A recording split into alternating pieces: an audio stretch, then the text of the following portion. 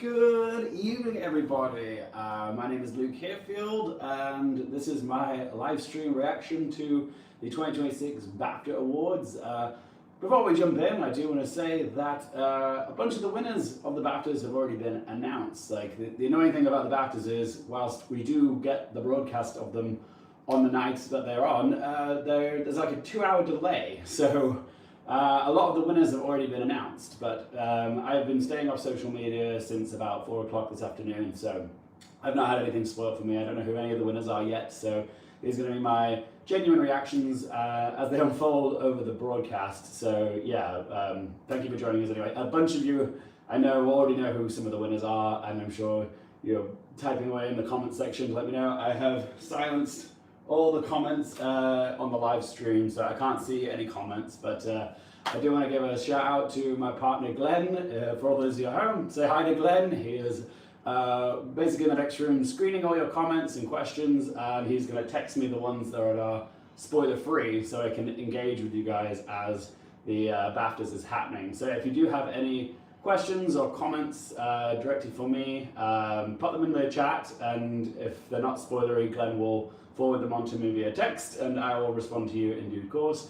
But also with the Baftas, they do this annoying thing where, because it's only a 2-hour broadcast, they actually cut out a lot of the winners, like the reveals of the winners for the broadcast. So you only get maybe like 2/3 of the winners and the speeches and all that. The rest I will have to find out probably after the broadcast has happened. So if you stick around after the broadcast is done, I will also read, I'll go on the BBC website and I'll read who the winners were in the other categories, and I'll react to those there.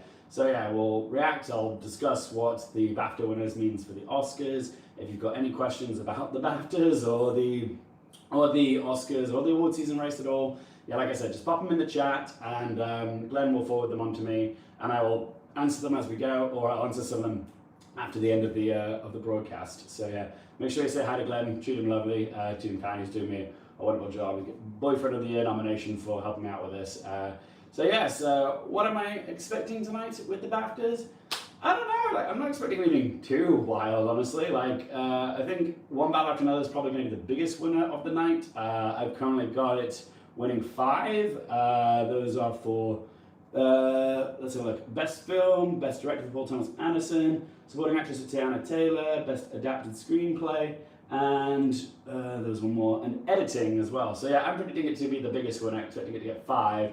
And then I'm seeing Frankenstein being the next biggest winner, if that makes sense, with 3 in the craft department. So production design, costume design, and what was the third one? The hair and makeup. So I'm expecting it to win those 3, the trifecta of those.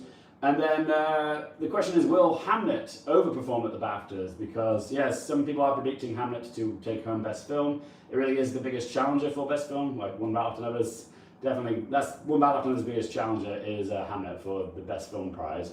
But yeah, I've got it winning Best Actress for Jessie Buckley and Best British Film. Then I've got 2 predictions for Sentimental Value, Best Supporting Actor for Stellan Skarsgård, and Non-English Language Film. And then for Marty Supreme, I've got 2 as well, one for Best Actor for Timothée Chalamet, and one for Best Casting, which is a bit of a swing, but I'm taking a leap on that one. I don't know, it's just a hunch I've been having.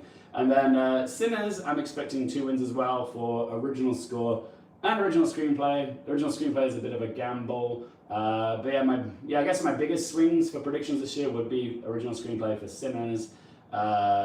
Train Dreams getting cinematography, that's definitely not a gimme, but I'm hoping it happens. And also, yeah, Marty Supreme for casting as well. So yeah, those are sort of my biggest swing predictions today. So if any of those happen, I will be very excited. But yeah, they're definitely not gimmies, they're definitely not locks. It could go a few different directions in those categories, but we'll see. But yeah, the BAFTAs are taking place on the BBC now. I'm here with the cat, with my glass of Ribena in a wine glass to make it feel like I'm drinking. And yes, I've got the live stream here as well. So it's just about to start, I can see. So yeah, let me know in the chat how you're feeling, if you're enjoying it, your thoughts on the winners, the snobs, whatever you have to say. Let me know in that chat. Glenn will forward it on to me, and we'll watch them. We'll watch the BAFTAs together. Sound good? All right, she's starting. Here we go.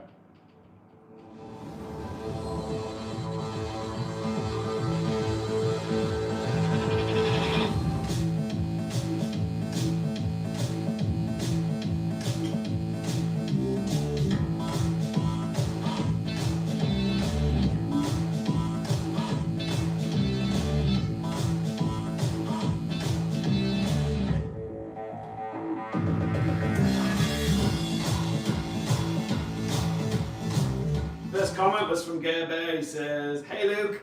Hey Gerber, thanks for tuning in. Thanks for watching with us, mate. And the stars are showing up for the red carpet. I see Mescal, I see Leo, I see Kate Hudson.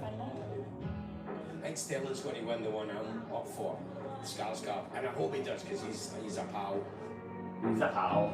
Fantastic, I've never Love been this there. guy's man. It's a beautiful show, and I always wanted to come here. I can't believe I was nominated and a part of that. Odessa Azion's in the building. I loved Monster Supreme. I loved Opinion. I'm happy to be here. I'm honored to be here. What a gift to be in a room. Very bold choice of outfit for a night of Rhinestone in British weather, because it is cold today in London. I just want to go up like, oh, my name's Chase, I'm just such a big fan. Love Chase Infinity's skirt. I have no idea how she's going to sit down in that, but I love it. Celebrating what other people have achieved and celebrating our little movie being amongst that. As soon as the nominations came out, Jesse made a little WhatsApp group with plotting and lots of misbehaviour. Hello, look who it is.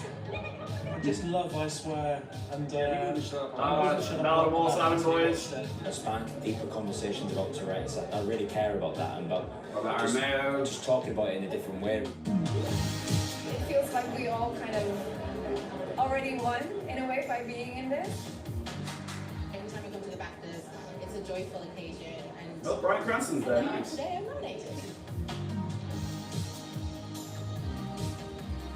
Have you ever been before?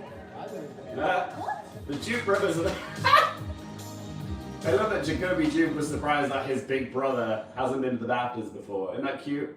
Alan Cumming? Everybody, thanks for being here.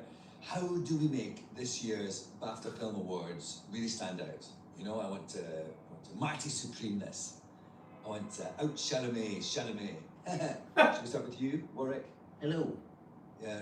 So is this a parody of the Marty Supreme marketing joke? What a numpty. Fancy putting my BAFTA Fellowship Award right in front of the camera. Yeah. Anyway, what was your idea, Warwick? Okay, we're moving on. Relax! Ken Jeong is in the heezy! Yeah, you're What is Ken Jeong in? Fashionably, but still late. very fashionably. It doesn't matter because your boy's got some killer marketing ideas. Item 1, the biggest hit of all time, K-pop Demon Hunters. It's about a manager called Bobby. No, it's all about a band called K-pop Demon Hunters. A little awkward that Disagree. if K-pop Demon Hunters get mentioned I'm in. without being eligible for the BAFTAs. Bobby. But if you want this little shindig to go off, I would get my girls EJ, Rayami, and Audrey Nuna to perform Golden. Someone says, what is with this skit? They've never even performed outside of America before. You know, they're the biggest thing on the planet right now. You're talking gibberish. I don't know why any of these people are here. It's the most mishmash of people. Hannah Waddingham, Jacoby Duke, Brian Cox. Did they owe BAFTA a favor or something? There we go. So, Alan. Brian, you've got... Please, Alan, don't interrupt when I'm speaking. But... Treat me like the respected actor and director I am. Now, Alan, I notice there's been a lot of silliness on this video call, but you have to remember that this is BAFTA. It is the most prestigious night in cinema. We're here to celebrate serious artistry. That's what will bring the audience in. You're absolutely right, and I'm sorry I interrupted. Maybe we need a younger perspective. Jacoby, star of Hamnet. How do we get the kids to watch BBC One? What's BBC One? Seriously, it's like the nation's biggest television channel. Oh, television. Yeah, I think I watched that once. It's like a big phone, right? Oh my god. Okay, Hannah, have you got anything? Boomers. Do you know what I've Boomer learned humour. from my gorgeous little football show? No, please, share your wisdom. It's actually really simple. Believe. Believe in what? Just believe. Oh my god, I don't believe this. And therein lies the problem. Oh, this is not going how I'd hoped. Lala, what are we gonna do? I know, I feel you. Yeah. Hello, everyone. Now I'm so Paddington's sorry here. I'm late. Paddington, thank goodness. I really need your help. I need a marketing idea for this year's BAFTAs. Help me, please. Well, Mr. Cumming, I don't think you need any help from marketing. You don't need to do anything other than go out there and just be yourself. You're right. I just need to be my usual dashing, devastatingly charming self. I didn't use those exact words, but yes. Thank you, Paddington. You always know what to say. Baftas 2026. Let's do this. Please welcome your host for this evening, Alan Cumming.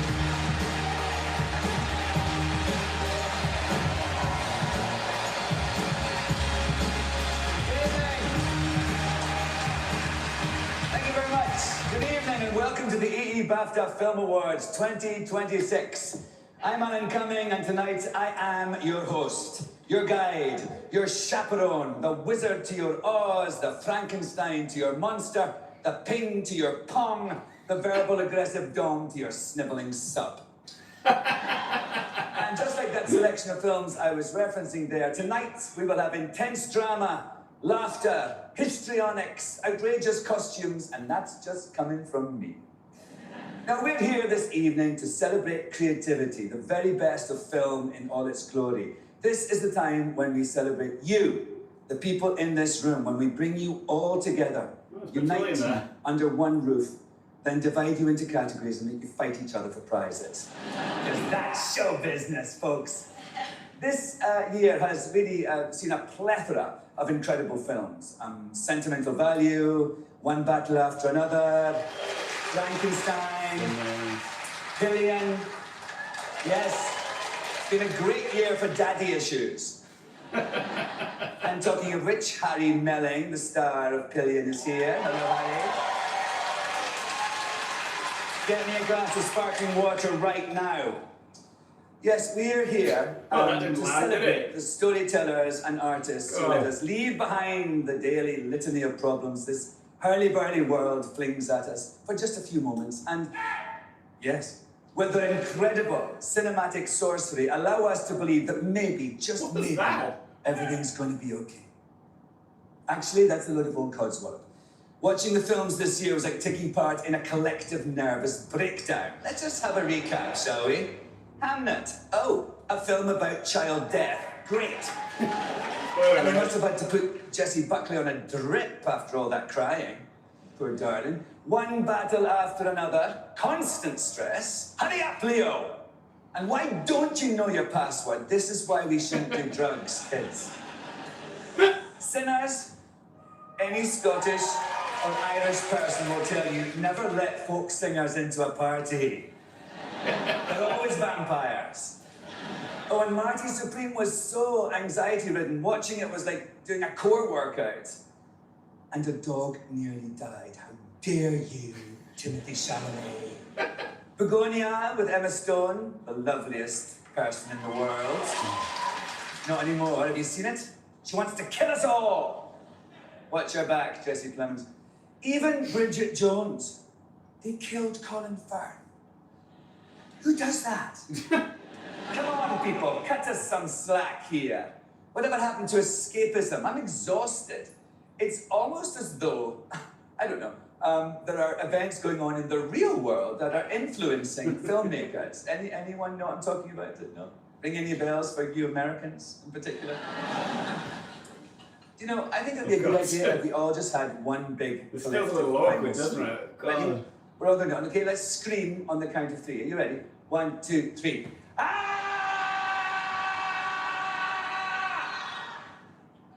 That felt better, didn't it? Anyway, enough from me. I can see Jessie Buckley welling up again. I am currently rehearsing a musical based on a sitcom called The High Life that I wrote with my friend Forbes Massey over 30 years ago. That's actually before tonight's nominees Jacob Elordi, Chase Infinity, Odessa Azion, and Paul Mescal were even born. Look at you, Paul. So full of hope and collagen. I'm playing a flight attendant, so I thought I'd use some of my trolley-dolly skills to run through some of the housekeeping notes for the evening ahead. Ready? Here goes. Air Bafta Flight 2026 is now clear for takeoff, and the auditorium doors... First comment from Mr. Thiedman 15 says, this opening monologue is lame. Yes, a lot of it's not landing. The Harry Melling joke certainly didn't land. Leo didn't look amused, did he? But I did appreciate the Paul Mescal collagen joke. That was funny. A awards show, so I'd like to issue a warning right now to the lady sitting in seat C9 who is definitely smoking. Tiana Taylor, can you please try to be a bit less smoking? Please familiarise yourselves with your nearest film star. Remember, the closest one could be behind you if you play your cards right at the after party. And also, please familiarise yourself with the document in the pocket in front of you. It's a screenplay I'm attached to, and as a woman director, you know how hard those things are to get off the ground. So, all the more reason to say that Hamnet is the most nominated film by a woman director in the history of the Baftas. Nice.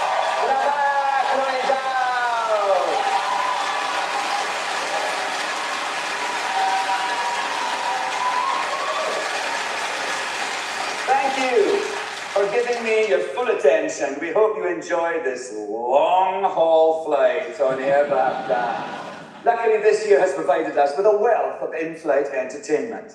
Let's take a look. Tell me a story. Something that moves you.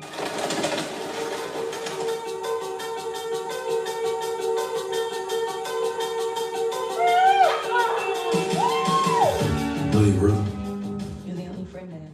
Yeah, not a massive fan of, well, don't get me wrong, I love Alan Cumming, but yeah, this opening monologue is just, it's not hitting for me, but yeah, it's always hard with these shows as well, like even David Tennant struggled last year, so yeah, but props to him. Some of it's landing, some of it's not, but you definitely had better.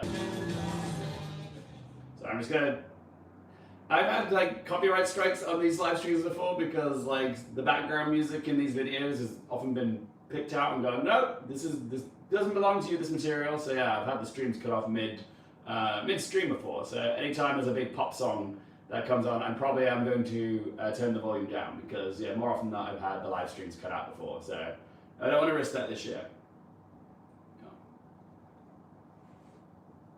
But I do, we are 15 minutes into the show and I just want to get to some awards now because I'm getting a bit bored. Come on.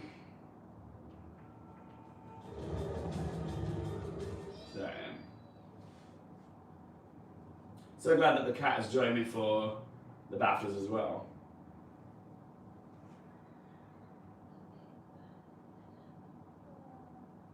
There we go. All right, we're back. Go. There we go.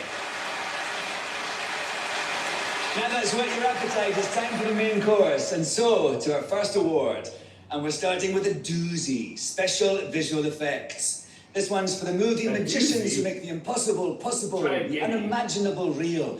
To present the award, we're very lucky to have two of the stars of Sinners. I don't care if they're vampires. If they knocked on my door, I'd invite them in. Please welcome two legends, Delroy Lindo and Michael B. Jordan.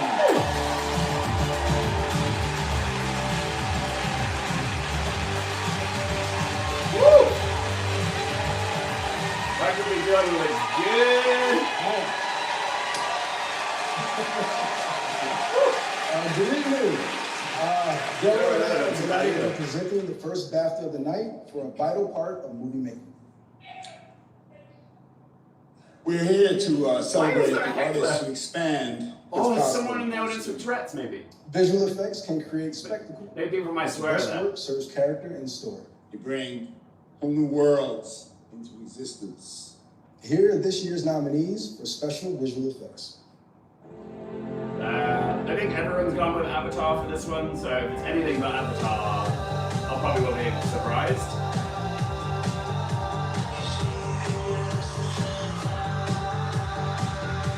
Turning on the music again, sorry. Yeah, if it's not Avatar, then I will be a bit gagged.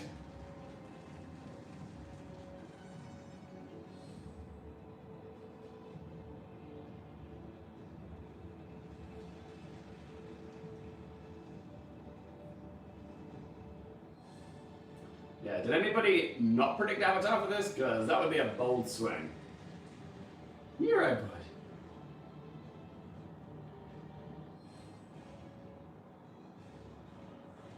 The only thing that gives me a little bit of doubt is like, are people getting like bored of the Avatar movies? It's like, okay, I've been there, done that. We've got Avatar fatigue, but I don't know, it's just clearly the most obvious in my mind. Oh God. Sorry, I've just crossed it off. I've hit the wrong button. What a time to cross it off, eh? First award, and I hit the wrong button. Home. None of you are safe. Pardon me, sorry.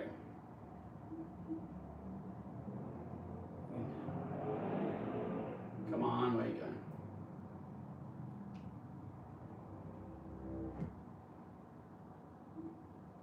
Player, come on.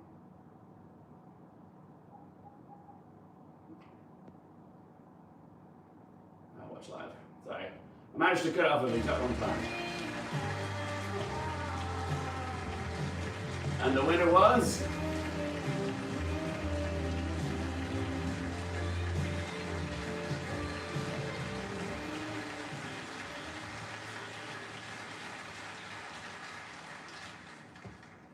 So, first of all, film, by the very nature of it, is a collaborative. There you go, Avatar Fire and Ash. Sorry for that, guys. I lost the stream. Literally VFX. I pressed the wrong button when I was turning up the volume. To Jim Cameron, our visionary director. We have to thank the crew at our stage and lab in New Zealand and in LA. Weta Effects, who did the heavy lifting, amazing work. And I will be ticking them off as I go as well, so best visual effects, or special visual effects. Thank you to our families and to the person that's not here with us, John Landau. You are a huge part of this film. We miss you every day, and your creation and every part of this film is part of you. Thank you. Cool. One down. Did anybody get that wrong? I'd be amazed if anyone got that wrong. Next award for supporting actress. Supporting actress. This is actually quite a tough one because it feels like there's three people in the running for it. Tiana Taylor, Inga Instradalias, and Wunmi Masaku. So it's going to be one of those three. I'm predicting Tiana. I just feel like she's got the momentum on her side. The Wizard of the Kremlin. Brace yourself for a couple of dreamboats. It's Patrick Dempsey and Alicia Vikander. Ooh.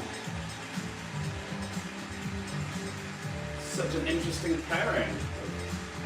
McDreamy and Alicia Vikander. 6 outstanding nominees. I do like her dress though. Tonight marks their first. I love the embellishments on it. While the other 3. Well, it's very bold in London because it's so cold and wet here. But whether it's your first time or your 6th, everyone gets a little bit nervous right about now. They're really nervous, and I'm not even up from the mood. So here we are for the nominees. Supporting actress. Here we go. Who does everyone predict for this? Say that I'm not calling about a dog. Or say that I'm calling about a dog. Oh yeah. This one will be important as well, guys, because it's going to have a big effect on how we predict the Oscars as well. Because if you win the Bafta in an acting category, it's very substantial, okay? It really does help you going into Oscars night. So whoever wins here, they could very well be the front runner at this point. So yeah, we'll see. But I've gone with Tiana Taylor. It feels like one battle's gonna have at least one like acting win, and to me Tiana just made the most sense. So yeah, come on Tiana. But our children's hearts beat, but they draw breath. Jag vet att du tycker om mig, jag med. I forgot to say, Inga's who I'm rooting for. Like, out of all the best supporting actress nominees, she was my personal favorite, so I'd love to see her win here, but I haven't predicted her. But yeah, if she does win, I will be very ecstatic for her, because then, yeah, it does give her a shot at the Oscars, but yeah, I couldn't see Bafta quite going for her, so, but we'll see. Alright, here we go. Best supporting actress. And the Bafta goes to Wunmi. Woo! Wow! Okay! They went for it. Ooh! The Baftas were cool! Oh my god, they gave it to Wunmi! That's so great! Did not see that coming. I mean, I did. I was saying it's going to be one of those 3, but oh my god. That's so cool. They gave it to a performance of a horror film, guys. That's phenomenal!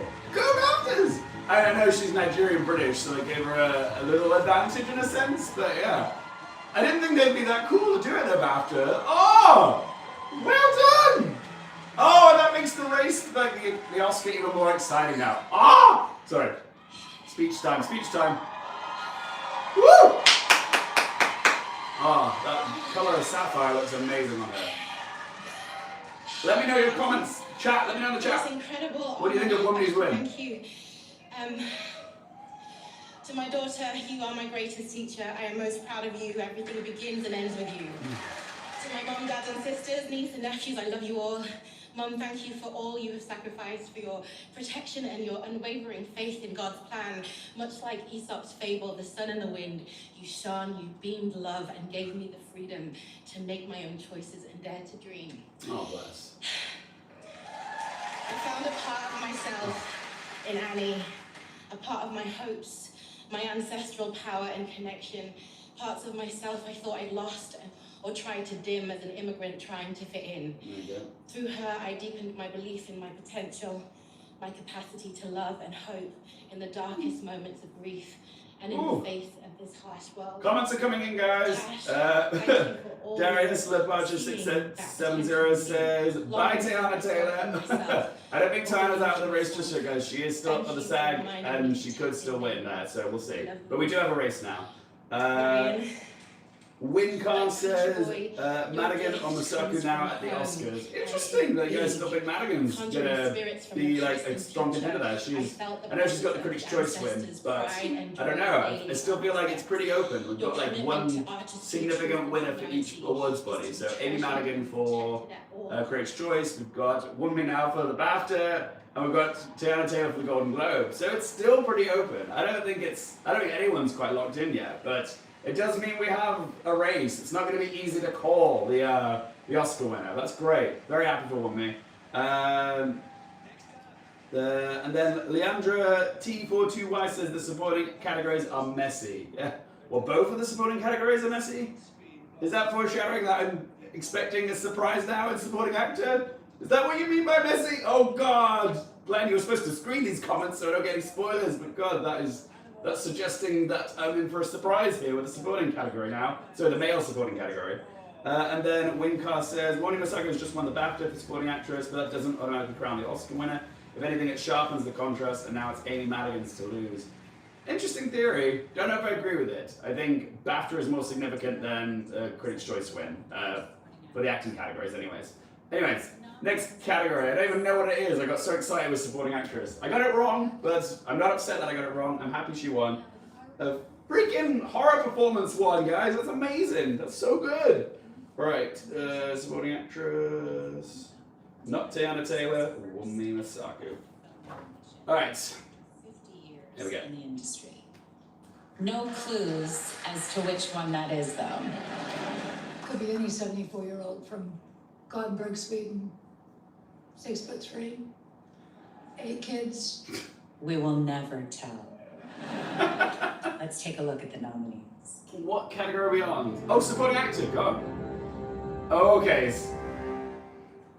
So, just based off one of those comments that I just got sent through, which said the supporting categories are messy, I'm feeling that means someone wins here that we weren't expecting. I was predicting Stellan Skarsgård, but now I'm being like, is it going to be Paul Mescal? Is it going to be Sean Penn? Like, I don't know. We're going to see now, but I'm scared now because I want Stellan Skarsgård to win. But yeah, that previous comment's got me scared now because it felt like he had the momentum. You know, he's overdue. So, but we'll see. Oh God, is it Peter Mullen? God, that would be a gag. That would actually be a real gag. I will jump out of my seat if it's Peter Mullen. Like, that would be like such a curveball. I'm nervous now, guys. What's so messy about this category? Oh, I mean, if Benicio does win, that would be cool. I was just nervous for like the One Battle Boys splitting votes here, but maybe it is one of them. Like I was saying, I was expecting One Battle to take away at least one acting prize. And if it's not Tiana Taylor, could it be Benicio or Sean Penn? It could be that, yeah. I always thought like it'd be more likely to be Sean Penn, but we'll see. Benicio del Toro does have a lot of good favor and good love as well, but we'll see. Let's tell him.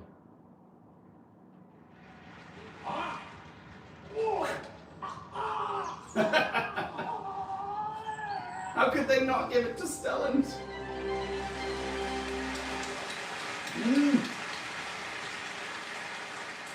And the BAFTA goes to Sean Penn. Oh my god, this is chaos! This is chaos! Oh! He's not even here to receive it! Unfortunately, Sean cannot be here tonight, so I'm taking it.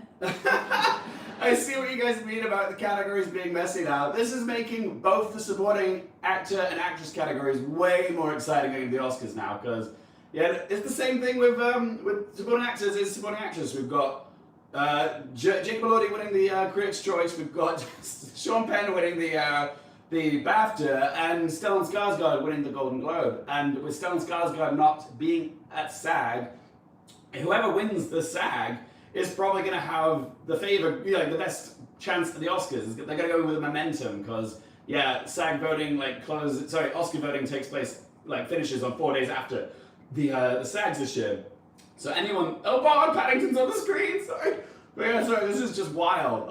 Sean Penn, still very much in the race. It could he be winning a third Oscar this year? Sorry, let's see all these comments you guys have got. Wincar says, love your cat Loki, she is gorgeous. Oh, this is Squish, is our lovely boy, is our eldest boy. Bonbon is currently asleep on his cat tower right now, absolutely shattered. But yeah, this one's being extra affectionate today. He's just as big of an awards season fan as I am, yeah. And Adam Moses Coffee says, wow. Wow to Sean Penn.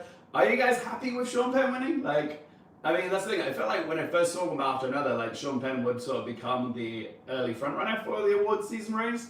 But yeah, nothing materialized until just now for him. So it's okay, it's still an open race for supporting actor.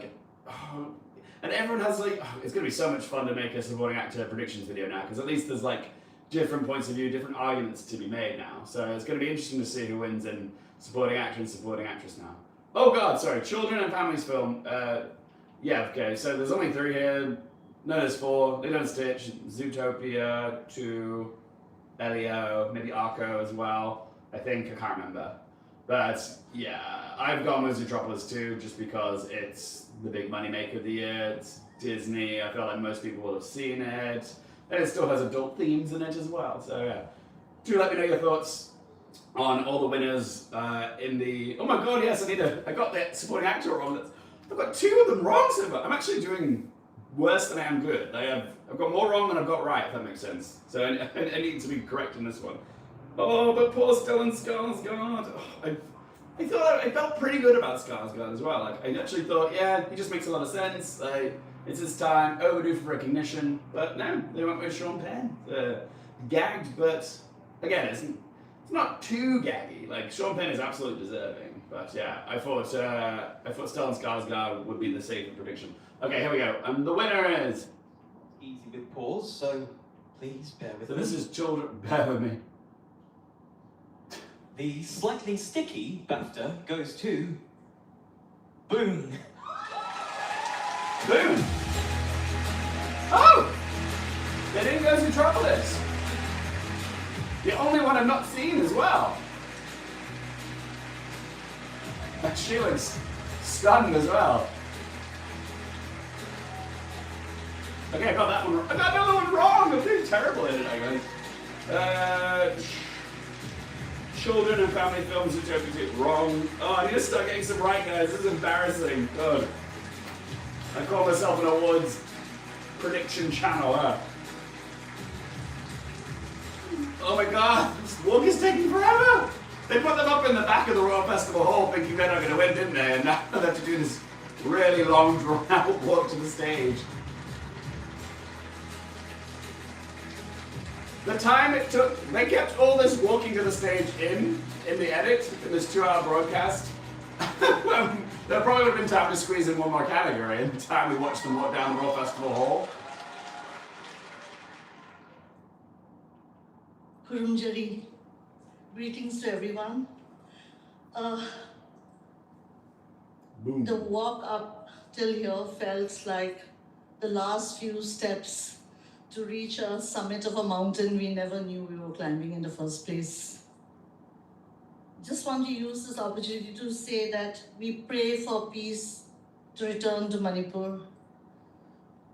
We pray that all the internally displaced children, including the child actors in the film, regain their joy, their innocence, and their dream once again. We pray that... Some more comments coming in for you guys. Darius LePetru6770 says, so sad for Stellan, but happy for Sean Penn. Yep, it's kind of just how we have to rationalize it. It's sad for Stellan, but Sean Penn's completely deserving.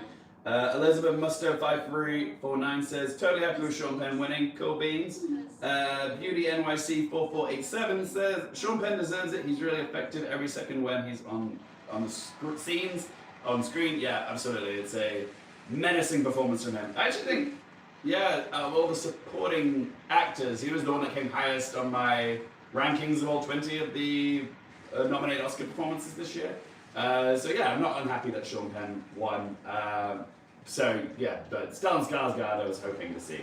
But it's not over for him. He might still be able to pull out the Oscars. It's just, it's going to be tough for him now without the Bafta win, that's for sure.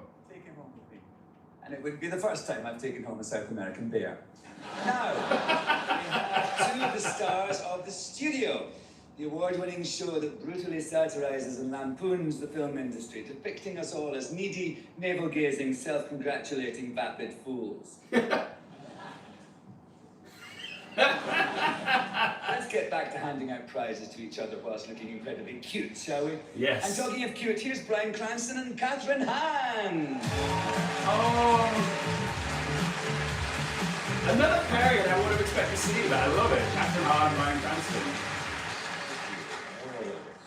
Good evening, Bafta.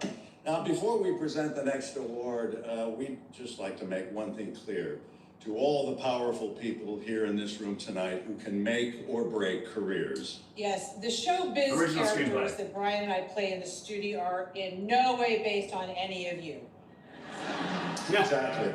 My pompously insecure, flatulence-prone executive is in no way like anyone in this room. No, and my smoking hot, rageaholic, shopaholic marketing guru is not patterned on anyone here either, despite your lawyer's claim in the lawsuit. So please stop. Yeah. Granted, many people in the entertainment industry that are depicted in The Studio are incompetent morons, and they are. But none of those people are here tonight. Even if you are, it's very important to add that we don't write the episodes. We do not. No.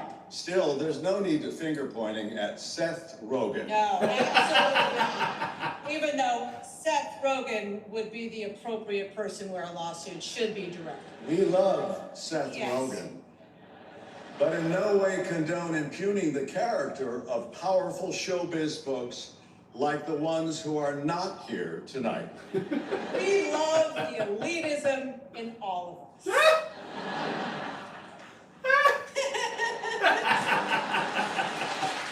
Okay, that was my favorite so far. That's you. That's her. Oh, excuse me. The nominees. That's why we're here. All right. Oh my god. The nominees for original screenplay are. Okay. Most people are predicting Sentimental Value. I predicted Sinners. Weirdly, I'm actually feeling like maybe a little bit more confident now that it might pull off a win here because of Wunmi Masaku winning Best Supporting Actress. So I'm hoping my prediction was right here for original for Sinners. But the smart money would probably be Sentimental Value. So I'm about to be either proven right or slightly disappointed. But Sentimental Value does deserve the win as well. It's just when I think of originality, I think no other film was more original this year than Sinners. But yeah, we'll see. The Baftas typically aren't cool. Like they have been known to snub movies like Everything Everywhere All at Once and Get Out in this category, you know, the cool sort of original, quirky type movies. So yeah, it'd be cool to see if Sinners pulls off a win here, but I think it could still be Sentimental Value. Yeah. Or maybe I'm going to be in for a big shock. Maybe it goes to Secret Agent, or I Swear, or something I just did not see coming. So, but I really need another win here, guys. I've only got 1 right so far. I've got 3 wrong. 3! God, 3 out of 4. For all your products. I mean, where would we be without pens? Okay.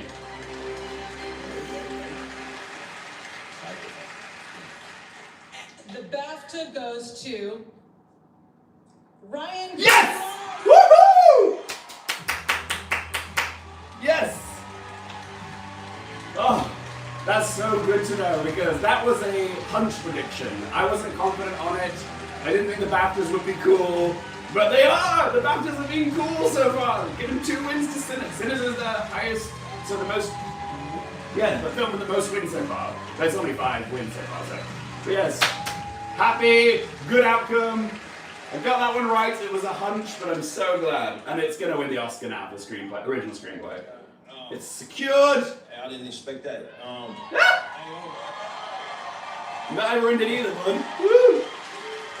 Original screenplay Sinners, Ryan Coogler, BAFTA winner. And I always felt at home here. The first time I came here was 2014. Oh yeah, let me know your thoughts on Sinners in the comment section or chat. Yeah. And I told him where I was from. And he told me that Marcus Garvey. Mysterious Traveller says, could they not find any British presenters? There'll be some to come, I'm sure. We got Paddington. You can't get more British than Paddington. Eric Hanser 2807 says, I think that Sean Penn is exactly what Delroy needs to maybe pull a Marcia Gay Harden. Yeah, we haven't really had anything that gaggy since Marcia Gay Harden won Best Supporting Actress. But yeah, I'm still not convinced that Delroy is going to pull off a win, despite not being nominated at any previous precursor other than the Oscars. But that would be cool, because like it is so wide open now with the 3 different wins of the 3 big precursors for both the supporting actor and actress categories. So yeah, anyway, I'm going to shut up for a second. I'm going to listen to Ryan Coogler. Thanks to Warner Brothers for believing in the project. Pam and Mike, I know you hear Jesse somewhere. Thank you to Jesse. And a filmmaker is nothing without his crew. I got a litany of department heads here. They all are incredibly brilliant. If y'all can just stand up right quick, I'm loaded with y'all. Georgia, Lower Grains 213 says, love your cat, by the way. Oh, thank you, my love. Yes, so anyway, we love the socks up our boys. They're very good cats, very sweet. I'm amazed he's actually stayed here as long as he has, to be fair. I would have thought by the time I freaked out over Sinners, he would have scurried off and go, ugh, can't deal with you right now. Ugh, it's too much energy for 8 p.m. on a Sunday. Being affects yours. When you're happy and you find out that they upset, you can't find yourself to be happy still. You got to be tied to them. I come from a community that loves me, spoke a lot of power into me, a lot of pride into me. I love them back. They made me believe that I could do this, that I could be a writer. And it was amazing to be accepted in the more communities, the community of filmmakers, the community of Los Angeles, the community wherever we went to go make a film. And I hope to for all the writers out there, when y'all look at that blank page, think of who you love, think of anybody who you see in pain that you identify with and wish they felt better. Oh, bless Let that love motivate you like it did on this. I'll be forever grateful for this. Thank you all. Oh, bless Ryan Coogler. You can feel the emotion in his delivery there. That was so lovely. I kind of missed it. I was so excited. I missed half the speech, but that was probably my favourite speech of the night so far. Thoughts on Ryan Coogler's win for the Best Original Screenplay? Were crashing, so I thought I'd come out and hand out some very British snacks. Now, Darius Lepetru 6770 says, well deserved Ryan Coogler, absolutely. And also Tui says yes. Cool, we're all today. Well, we're gonna watch Alan Cumming handing out snackies. So there we go, I was wrong. Speaking of snackies, I'm gonna have myself Stormzy. And I want to my Supreme Ping Pong Ball. Told me that your favourite. Tell me what your favourite snack is. It's the skips. Yes! That's a lyric in one of his songs, isn't it? Timothy and Kylie, can I interest you in a packet of Scampi fries? Yeah? Maybe, Kylie, have you ever had your gums around a giant jammy dodger? Oh. You have, Diane? That was a little suggestive. Had your gums around a giant jammy dodger. Leo, here you are.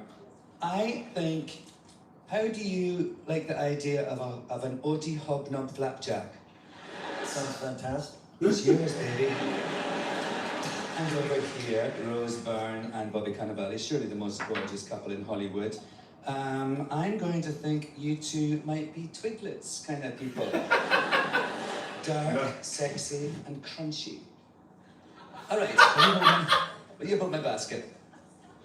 Are you? Good. Rose is starving. I have sated her needs. Over to you, Bobby. Now, get ready for a real treat. You're about to witness a performance from one of this year's biggest films. Can you believe that this song has racked up 4 billion streams worldwide? God. With a rendition of their global smash hit, Golden. I'm so sorry, I'm going to have to turn this off because I'm making copy Please strike. welcome the singing voices of Huntrix, EJ, Rhea May, and Audrey Nuna from the worldwide phenomenon that is Keep Up Demon Hunter! I absolutely love this song as well, so I want to listen to it, but I just know if I let it play, I'm probably going to get copyright striked, and then I won't be able to like live stream anymore. So yeah.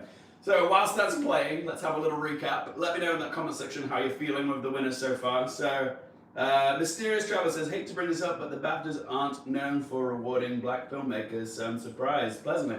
Yeah, like, it's true, they typically have a history of not awarding films from black filmmakers, but that's another reason why I think some people were trepidatious about predicting Sinners to win in the original screenplay, but yeah, and also because it's a very American film, like the story is very much about like, you know, it screams America, and typically the Baftas don't feel the need to award those films as much as as America does, as the Academy would. But having said that, they can surprise us from time to time. Just then they surprised us, but also a few years ago, I was certain they weren't going to give American Fiction the Best Adapted Screenplay BAFTA, and they still did. So, and that was, it's in the title, American Fiction. So I was gobsmacked that they went for it, because they don't necessarily feel the need to give it to the movies that are all about America. Even last year, they could have gone with the Nora or The Brutalist for Best Original Screenplay.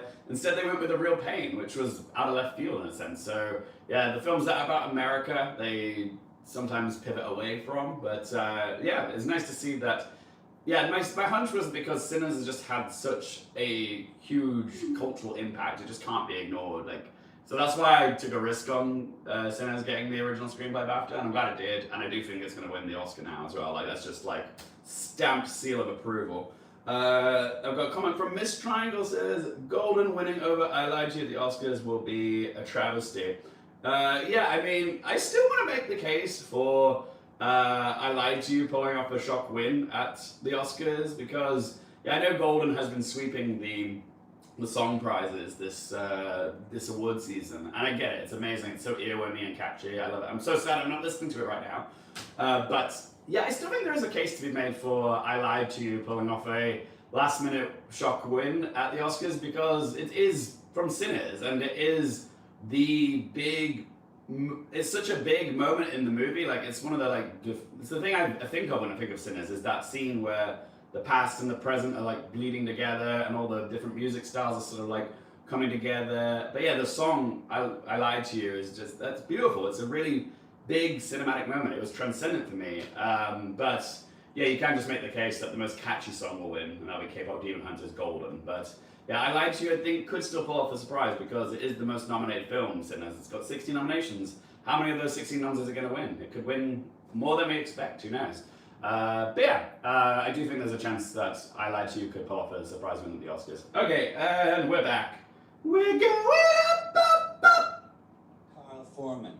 Paul Mescal, do you know who that is? No. Well, why would you? You're so young.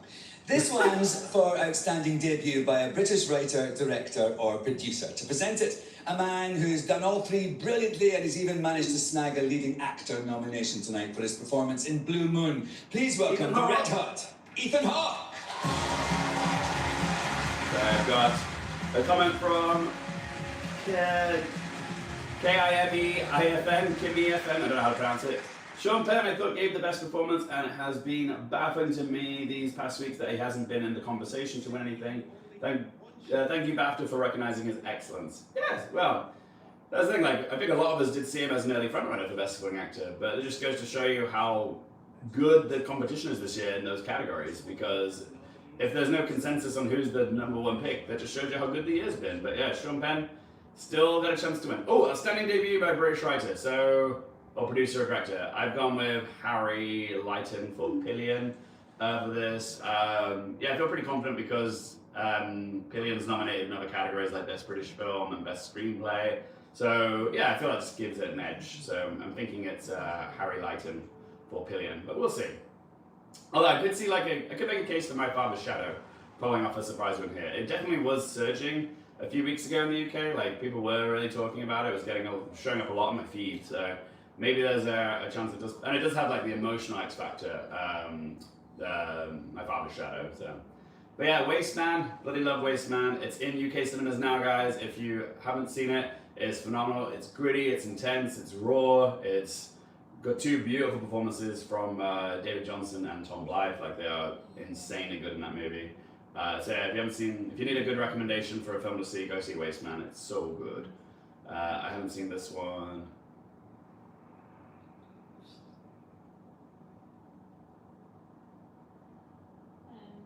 Oh, no comment from Miss Triangle.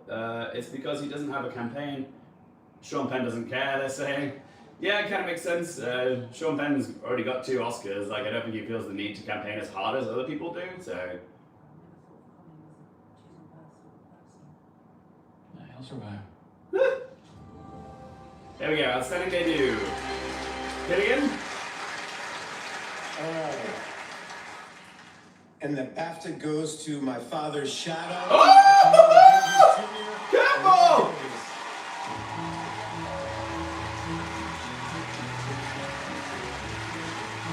Killian, wrong. What's My Father's Shadow?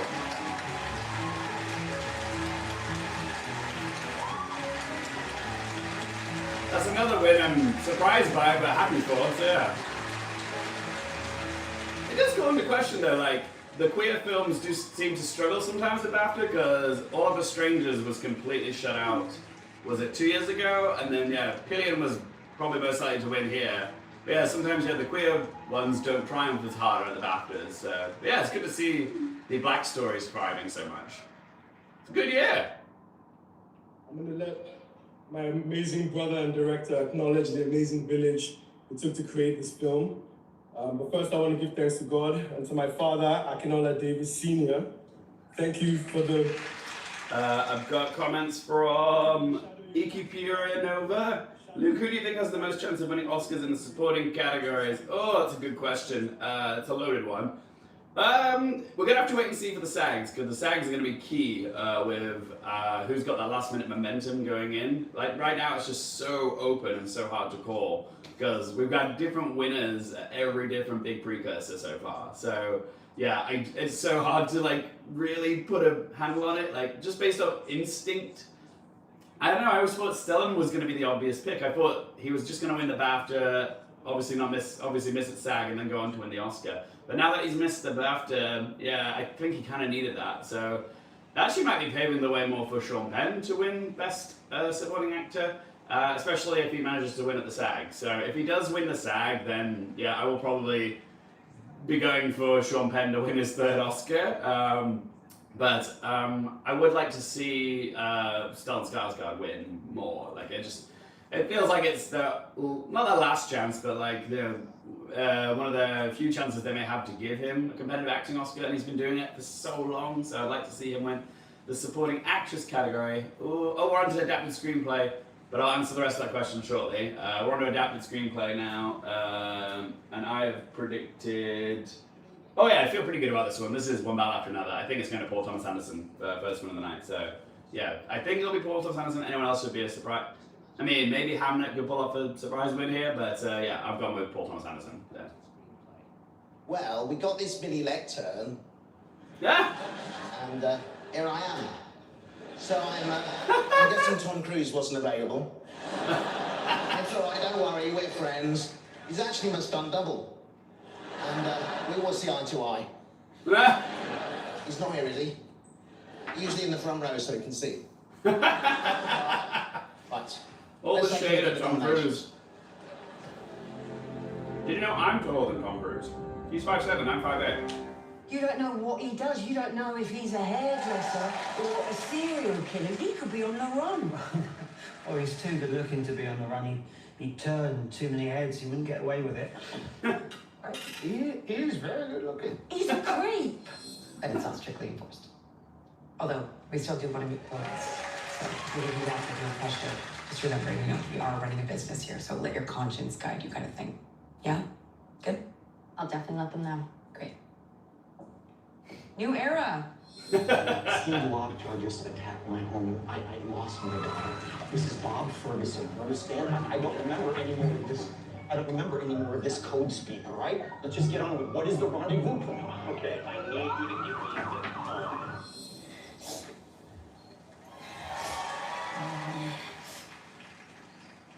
What do you see? I see you in London working with your father. What will I be doing? What do you wish to do, Hamlet? Is that true? Yeah. Okay. 100%. It was cool. It wasn't what we do. This would be such a fun win if an Outer Balls Island somehow won, because I absolutely love the screenplay for this. It's so quintessentially British. Just exchanging anecdotes. Why not? I feel like David Letterman, I really do. With a chicken. Kathmandu, we're very much Kathmandu. There we go. That was screenplay. And the BAFTA goes to... PTA.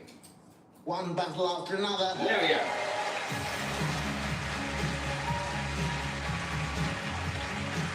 Yay! The first win for Paul Thomas Anderson tonight. Of how many? Is it going to be 3? We'll see.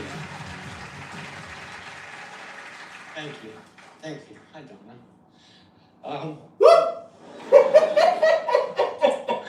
They are heavy though. They are very heavy. A few years ago, I got one of these and I wasn't able to be here, so it's a tremendous honor. Yeah, you went for licorice pizza, didn't you? Accept this in person, in this town that I love, with my cast, my crew. This is a tremendous honor, and I don't take it lightly. I love to write. I do it. You know, whether I got an award or not. So I just can't wait to get back to work tomorrow morning. And I have 2 people to thank: Thomas Pynchon, who wrote a great book that we adapted, and Sarah Murphy, who read 500,000 drafts. I appreciate that. Thank you very much. Good man. Well deserved. All right. Let's see some of your comments, guys. So, okay, back to Nova. Sorry if I mispronounced it. Yeah, in response to, I think we'll win the supporting categories for the Oscar with the Best Supporting Actress. Oh, it's tough. Tiana Taylor felt like the right one for me. Like, it felt like the performance. But now, like, I'm flip-flopping between her and Sean Penn for being the acting win for One Battle After Another. But yeah, it could be Wunmi, it could be Amy Madigan, but again, it's a horror performance. But then again, it's 2 horror performances in contention with Wunmi, and if anything, you could say that sort of clears the way for Tiana to win, because her performance isn't in a horror film, so she doesn't have genre bias in the way that the other 2 do. But a win for Wunmi would be iconic as well, because it's such a quietly captivating performance. But it's also fun to see a big scenery chew performance win like Amy Madigan. But I never saw her as the Oscar winner. I feel like it was a fun performance, but I don't feel like it's like an Oscar-winning performance. But you never know. I'm not ruling it out. I don't want to be upset to see it happen. It'd be fun to see it happen. I mean, Jamie Lee Curtis won for a big scenery-chewing, goofy performance for Everything Ever All at Once. So maybe Amy Madigan can pull off a win. Okay, we're on to costume design now. So I'm predicting Frankenstein to win in the crafts. So yeah, I'm expecting it to win here, production design and hair and makeup. But yes, anything else here would be a bit of a shock, I'd say. So we'll see. Ooh, then the next question from at BCT Savo. Phenomenal wins today. Wow. Yep, agreed. Comment from Ava Bandy. Do you think Odessa will win SAG? I mean, if Odessa as Iron managed to win the SAG, that would just make it even more chaotic going into the Oscars night, because yeah, Odessa is not nominated at the Oscars, is she? So she won the SAG, and yeah, we would just go into the Oscars not knowing who's got it in the bag for that category. So I'd be down to see her win. And we're on to costume design. The winner is probably Frankenstein. Frankenstein, Kate Holden. Kate Holden. first of the Frankenstein wins.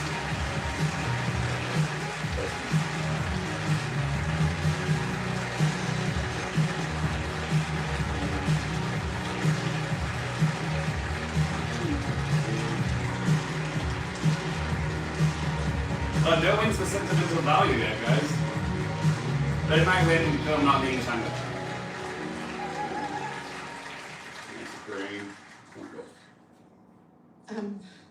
Thank you, members of the Academy. It's hugely special to be here tonight. And so much love and recognition to my fellow nominees. I'd love to thank my glorious cast led by Oscar Isaac, Jacob Elordi and Mia Goth. Thank you for playing. And to all my HODs, my fellow HODs, and all our entire crew internationally, because under Guillermo, we're all one department. And Guillermo, thank you for your vision, and what a privilege, and a very special moment in my life to be on this journey with you. And thank you for the art, and for encouraging it and being a champion of the art. To my friends and family, and my darling daughter Ruby, who's here tonight. Aww. She looks a bit like a young Carey Mulligan, her daughter. Yeah. Cool. So next comment from BCTV Sabor says, could you see a bit of a surprise in Best Film like last year with Conclave? The surprise would be Hamnet if it wins, but it hasn't picked up like the screenplay win yet. I'm sure we'll get Best Actress for Jessica Buckley, but yeah, I'm not expecting. I'm still thinking One Battle's going to win because it's got the screenplay win in there, it's got an acting win, it's probably going to get director as well. So yeah, I'm still feeling it's going to go to One Battle for another Best Film. But yeah, the most likely challenger to defeat One Battle after another for Best Film at BAFTA would be Hamnet, but we'll see. What are we on now? अगला award एक ऐसी film के लिए है जो अंग्रेजी में नहीं है. Don't reach for the subtitles just yet. I was only saying film not in the English that language. the next award is. I was just saying, sentimental value is not on the board yet. This category, it's either going to come down to sentimental value or the Secret Agent, because the Secret Agent did pick up the wins at Critics' Choice and what was the other one? Golden Globes, yeah. So the Secret Agent can't be ruled out, but the reason I went sentimental value is because it got so many more nominations. Like the Secret Agent wasn't even nominated for Best Actor for Bangor at BAFTA, so I feel like it's probably just not as favoured as Sentimental Value, which has numerous acting nominations, a screenplay nomination. Is Joachim in Best Director? I think he is, yeah. So yeah, I feel like it's probably going to go to Sentimental Value. Secret Agent has a chance, but yeah, this is a strong category this year because we've got Sirat and what was the other one?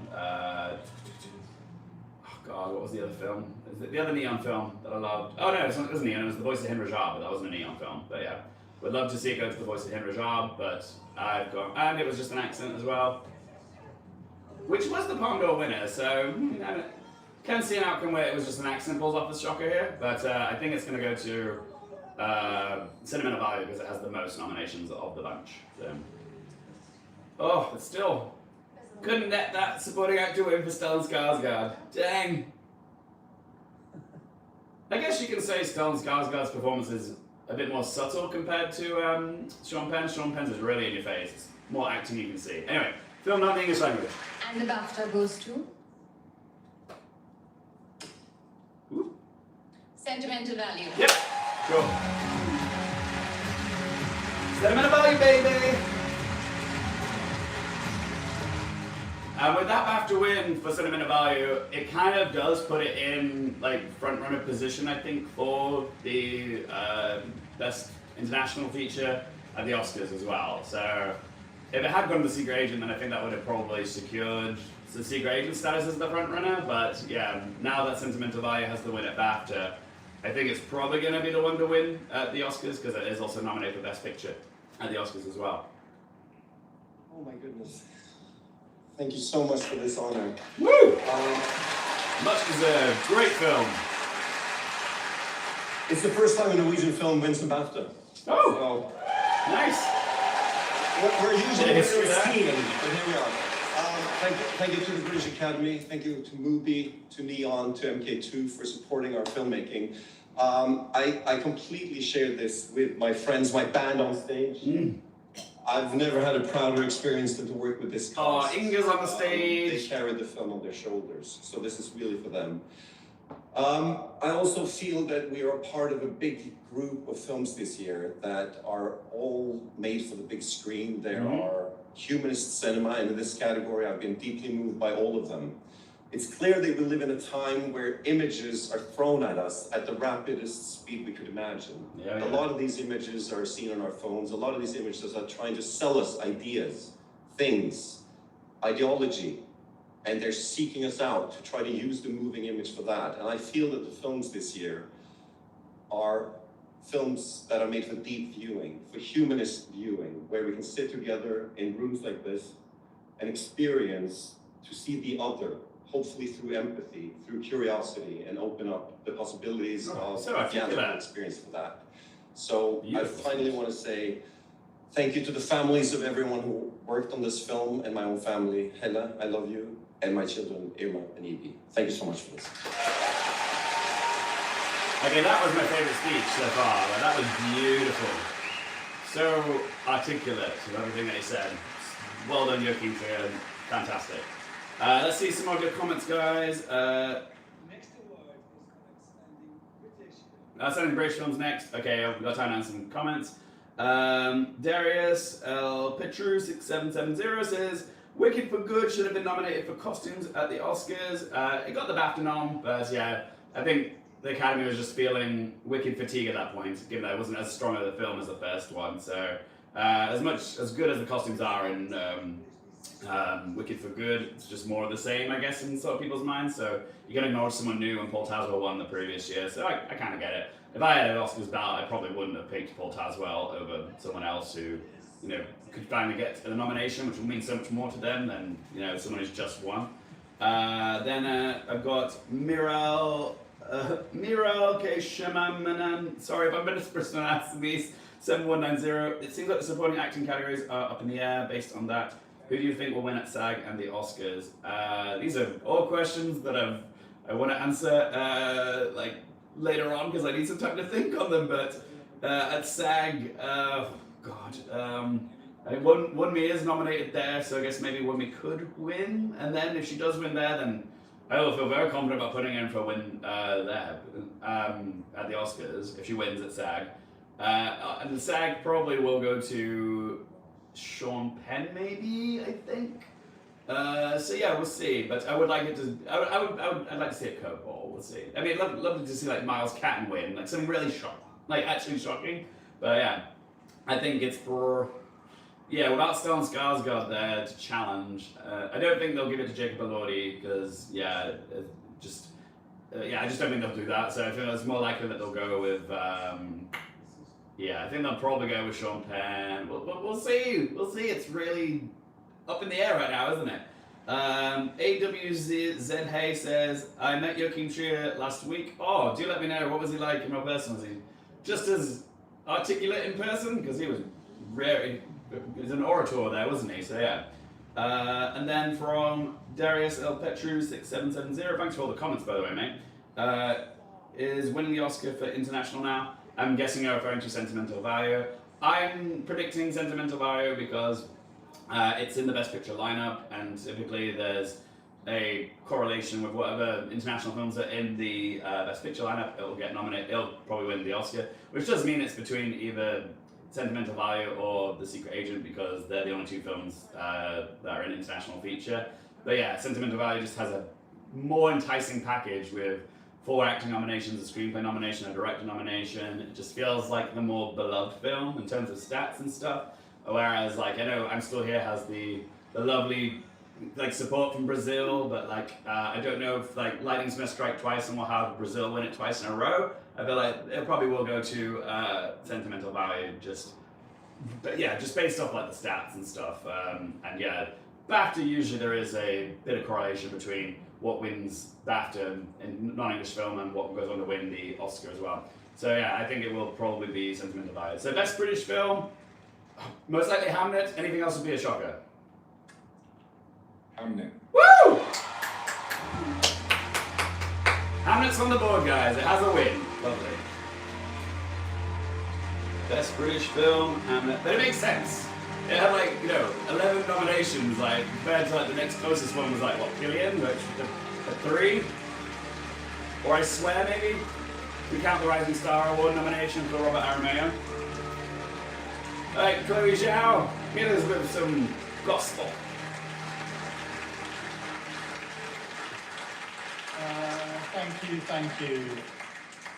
Thank you, Bafta. Fantastic. Everyone here, and there's lots of people Oh, it's Chloe Zhao speaking. Okay. Utterly thrilled. I guess it's Can I just say, what an incredible list of best British films. Oh, yeah, Steven Spielberg's not there. We're not But great Sam Mendes as is, an yeah. industry or as a culture at patting ourselves on the back, but on this occasion, perhaps we should. Hamnet was... Ooh.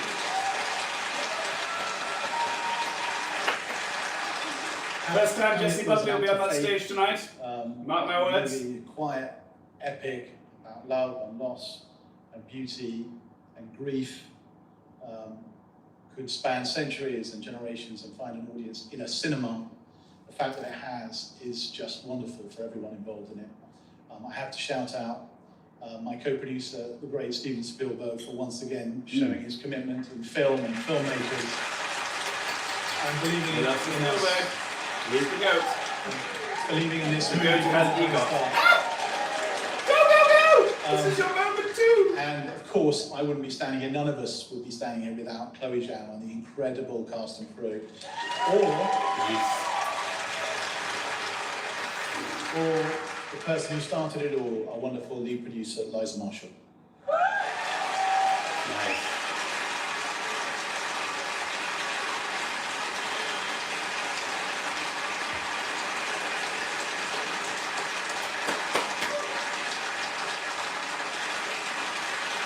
Huge congratulations to Hamnet and all the nominees.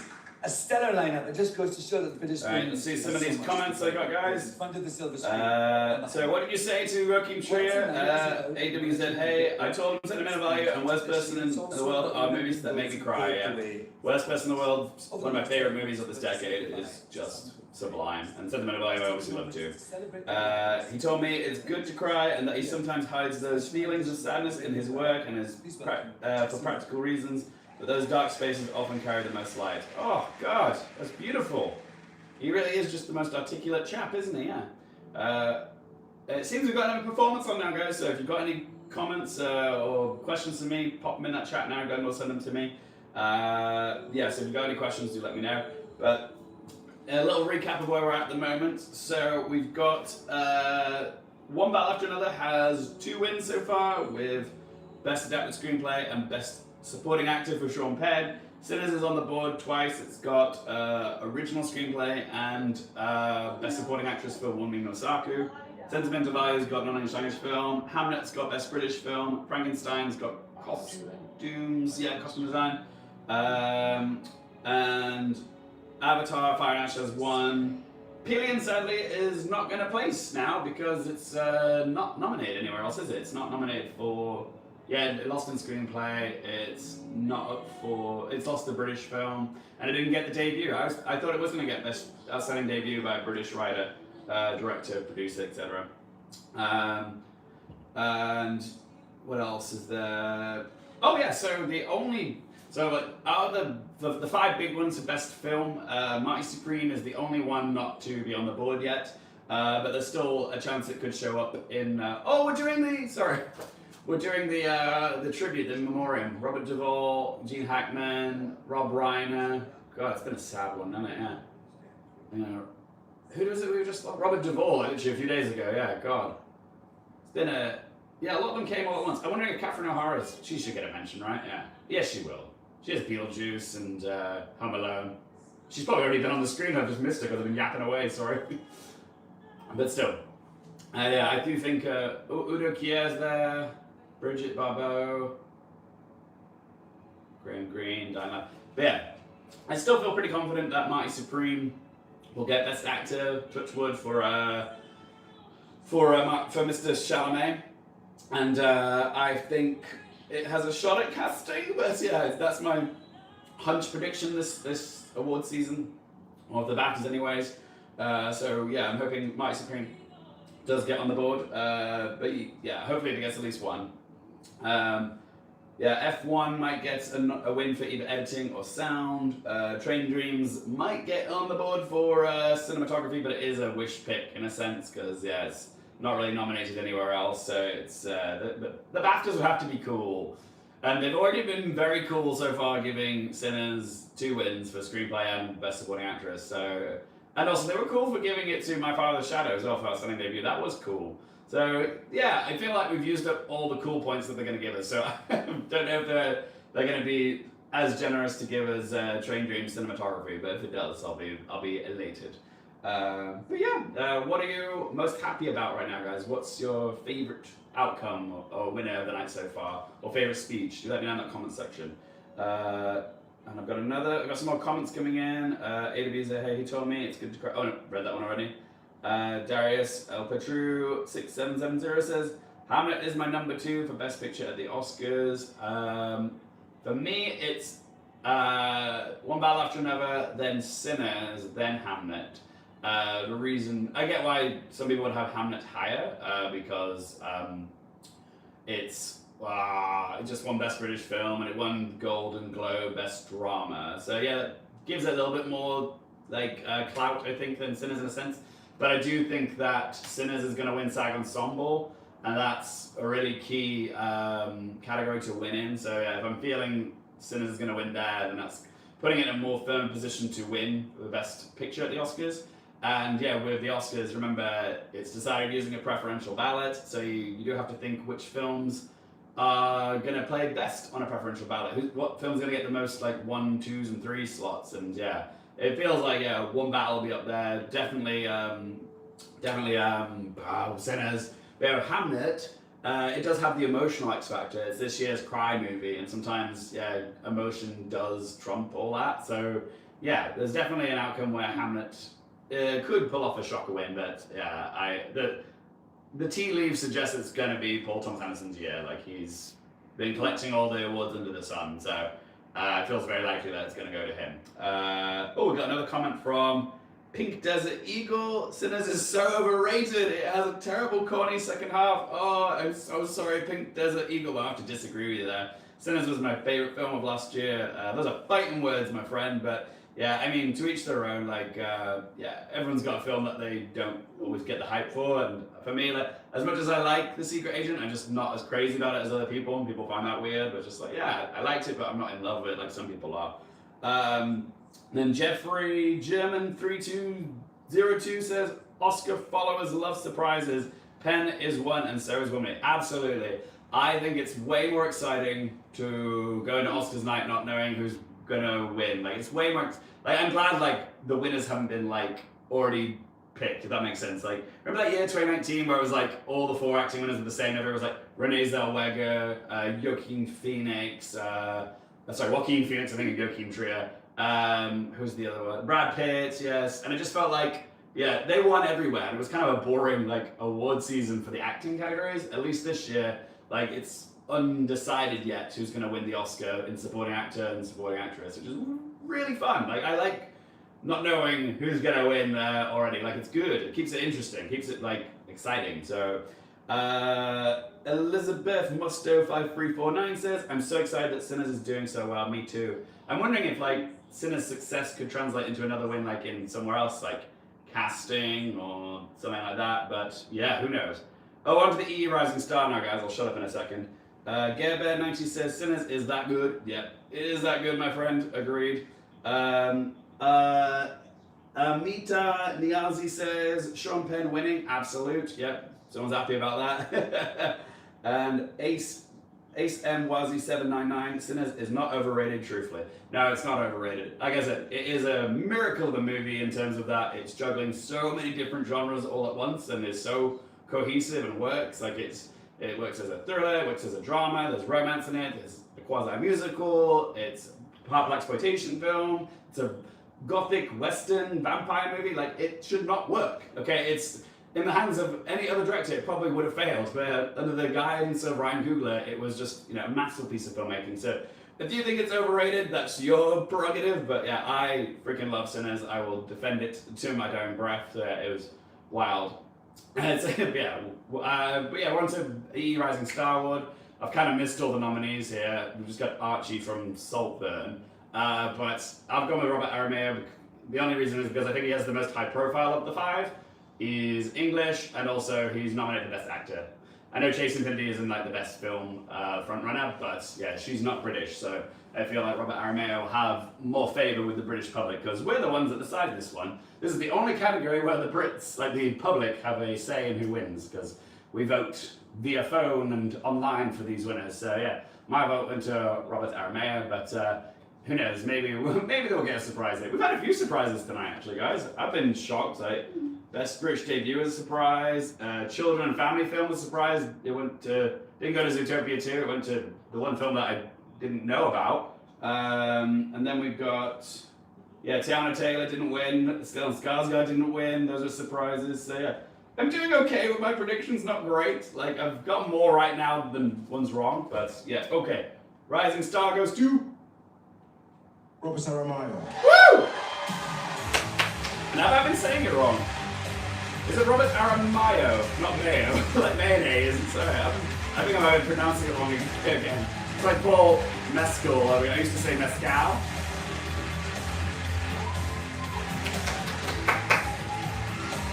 Hooray!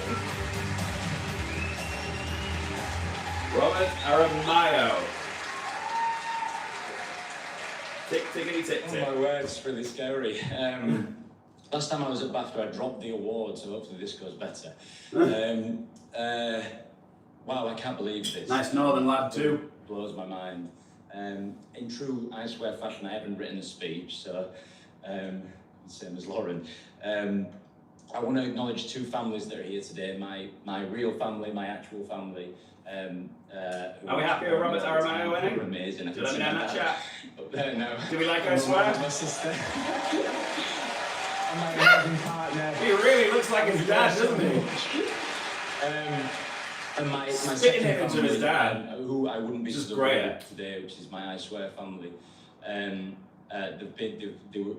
They're incredible people, and thank you so much for letting me tell your story. John Davidson is the most remarkable man I've ever met. He's so forthcoming with education, and that he believes there's still so much more that we need to learn about Tourette's. And tonight, especially, I just want to say that for people living with Tourette's, it's the us around them that help define what their experience is. So, to quote the film, they need support and understanding. Thank you so much for this. It means the world to me. I believe that. Thank you. One win for I Swear, in a sense. It's more for him than the film, but yeah, good for him. Oh, so some more comments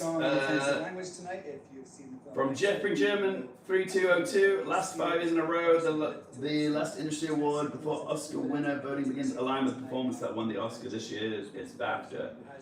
Isn't the SAGs before? SAGs are before the Baftas, though. So, but SAGs are before the Oscars this year, so you'd think the SAGs would be more important because that's last minute momentum. Is for director awarded in honor of David Lee. Paul Mescal, please. Oh my God. Paul Mescal is just on the receiving end of all these lovely little jabs from Alan Cumming, but yeah, he's very much in on the joke there, which is nice. EB Nay 5191, isn't that John, not his dad? Not sure. I thought that was his dad, but if it was his dad, I've not seen the film, so yeah. So maybe it is John, not his dad. But if it was, it's a spit an image of him. I thought it was his dad. Kate Hudson, looking lovely in ruby red. Wincar says Sinners stands out culturally because it blends history, spirituality, and oral tradition into something powerful and thematically rich. Couldn't have put it better myself. So yes, beautifully said, Wincar. Kate Hudson. My experience, they're Insomniacs. Tonight, 6 nominees for director who produced some incredible films. Let's remind ourselves of the amazing work the Sleepless Nights have given us. We're on to Best Director, which usually comes later in the night, I thought. What time is it? We've still got like 40 minutes left of the broadcast. They usually, director comes like penultimate. It's usually around like Best Actor and Best Actress and then Best Film. But yeah, they're getting a little early. Maybe it's because they just know most people are expecting it to go to Paul Thomas Anderson, so there's not really much suspense here. But yeah, if someone does pull off a surprise win like Ryan. Can you imagine though if Ryan Coogler did pull off a win here? Like that would be so cool. They've after proving us wrong tonight with supporting actress and original screenplay, they proved they can be cool. So who knows? But yeah, I feel like I'm just wishful thinking there. I've still gone with Paul Thomas Anderson. Feels like it's his time. It feels like it's his turn. It feels like it's his moment. You know, he is Charlie XCX in this metaphor. So yeah, I feel like it's going to go to Paul Thomas Anderson. Probably second time on the stage tonight. So yeah. Ooh, Chloe Zhao.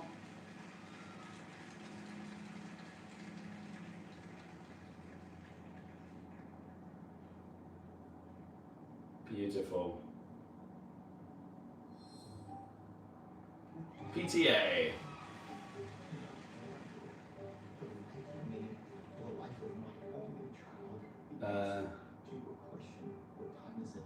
Jeffrey German says 3202. Baftas are last on Ministry Award before voting starts. So yeah, voting for Oscars starts, yeah, in a few days' time, doesn't it?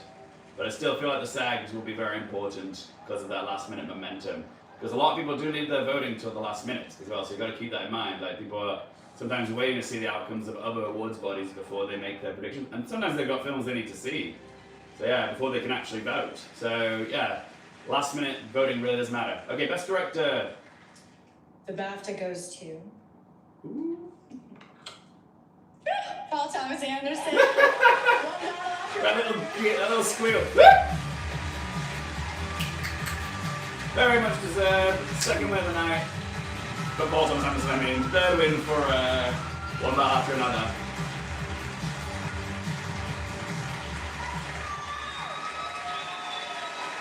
PTA, it is your time, baby.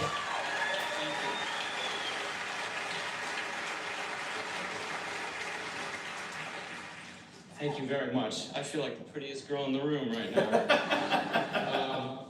This is very overwhelming and wonderful. Thank you very much.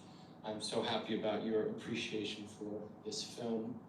To look at my cast, I could thank all of you, but I want to give Leo a very particular, special thank you. Leo, Yes, Leo. Let's go PTA, says Darius. EBNay5191 says, I remember when BAFTA film awards traditionally came after the Oscars, so it's got less attention. Yeah, but now they're before. I just want to say very briefly, you may think that your greatest expert was Alfred Hitchcock. Darius L. Petru 6770 says he will win the Oscar. Yeah, that's right. It's what every award in this and every branch of the multiverse. He was my for this assistant movie. director and producer for about 20 years, and he came over to America, and the line was out the door of people that wanted to work with him because he knew us all better. About 3 weeks into our film, he found out that he was sick, and he made it through production. So if you've ever gone to work with somebody who's very ill, it does something miraculous that makes you pay attention, and it reminds you of the privilege of this work that we do. So thank you for sending him to me, and thank you for this award.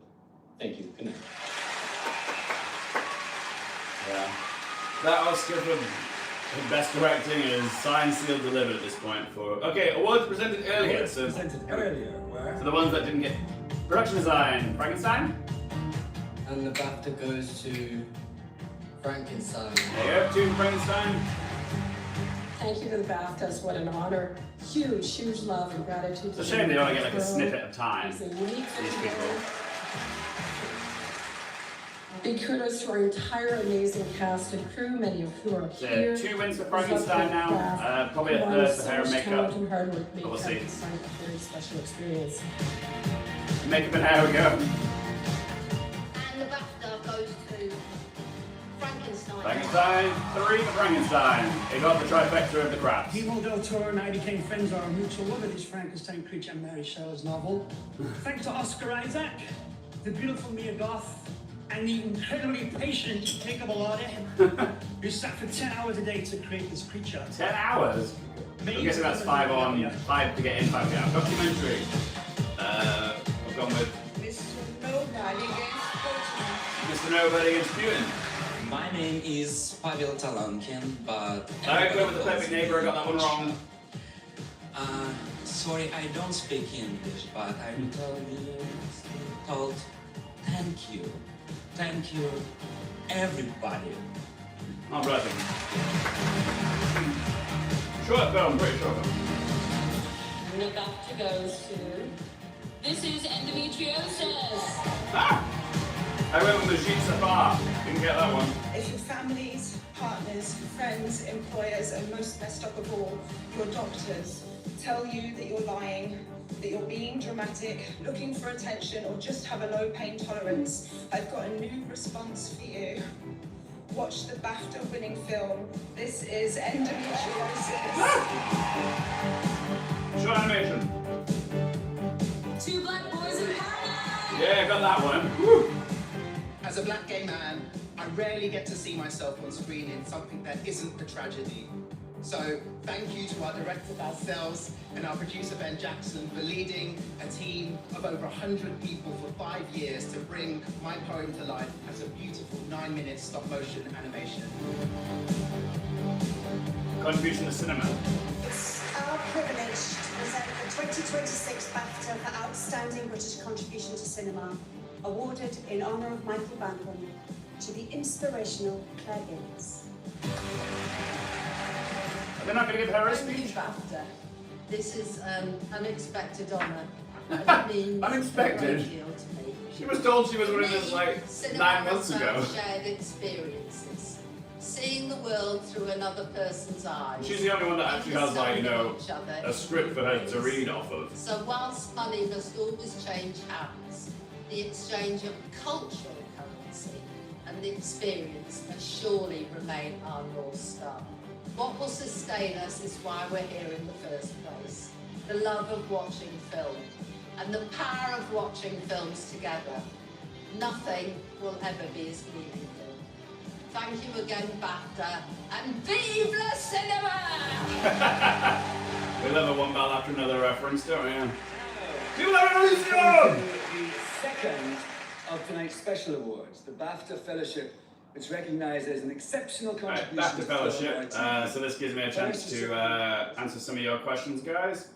So, Shield Weaver says, why wasn't Jennifer Lawrence nominated though for Die My Love? Just because there were so many great, amazing female leads this year, and she just sadly didn't make the cut. And because I was shocked that Rose Byrne like showed up everywhere, because I feel like Rose Byrne and Jennifer Lawrence have like similar roles of like how demanding and challenging like being a mother is, and yeah, it explored some real dark themes. It was quite weird as well, but yeah, Rose Byrne still got the nom, which is amazing, and I'd rather Rose Byrne got the nom than Jennifer Lawrence, just because J-Lo's, you know, been there before many times, so I'm glad that Rose Byrne got in. But yeah, I mean, it's a shame that Jennifer Lawrence didn't get nominated. Absolutely think she would have been deserving. At one point I thought she was going to win Best Actress at the Cannes Film Festival for that, but yeah, it just wasn't meant to be, so it is what it is.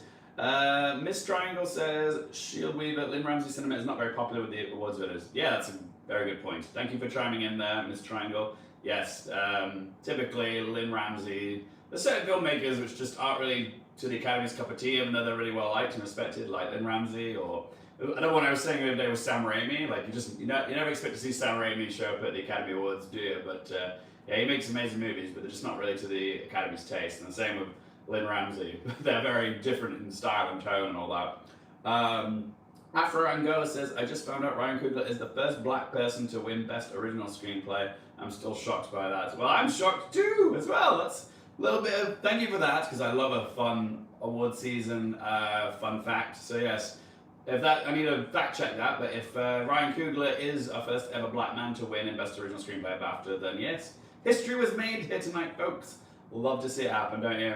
And can't think of anyone more deserving as well. Congrats to Ryan Coogler. Darius El Petru 6770 says, one battle after another or F1 for editing? The Bafta loves racing movies. Yeah, they do. That's the thing, like, the Baftas have shown preference to movies that are about cars in the past, like want to say Ford v Ferrari won this. No Time to Die, I think, also won editing as well. So any movies where there's cars, yeah, they do typically like to acknowledge the movies about cars. It's just a little bit more basic with them. Oh, Steven Spielberg's on the screen. 1 second, I'll be right back. When the goat is talking, I pay attention. And she's a deal maker, a creative rights advocate, and she's always on the forward fringe of new business, new technology, new ideas. It's hard to think of a more deserving recipient of a Bafta fellowship than Dame Donna Langley. She's been leading Universal with a very unique blend of filmmaker-friendly, creative insights. Steven with Spielberg, true leadership. now Commands Christopher respect. Nolan. Donna Langley is a titan. She's an outlier. Judy She's Kramer. already created an incredible legacy. Dame Donna, what a legend. A girl from the Isle of Wight here in the UK can end up being one of the longest running studio heads. You have somebody at the very center of the motion picture. And I'm back, sorry. What was the thing? So yes, with the editing category, I still want to hope, I've gone with one battle after another for editing, and it feels safer to go with the racing movie because typically Bafta do like movies about cars, but I don't know, I just feel like the prestige surrounding one battle after another, enough people will just go, okay, one battle after another deserves editing, and often editing is, so that's the thing, editing is tied to like best picture, and it's also tied to best sound, and sound does seem likely to go to F1, so it makes sense to go with the pairing of sound and editing, which would be F1 most likely.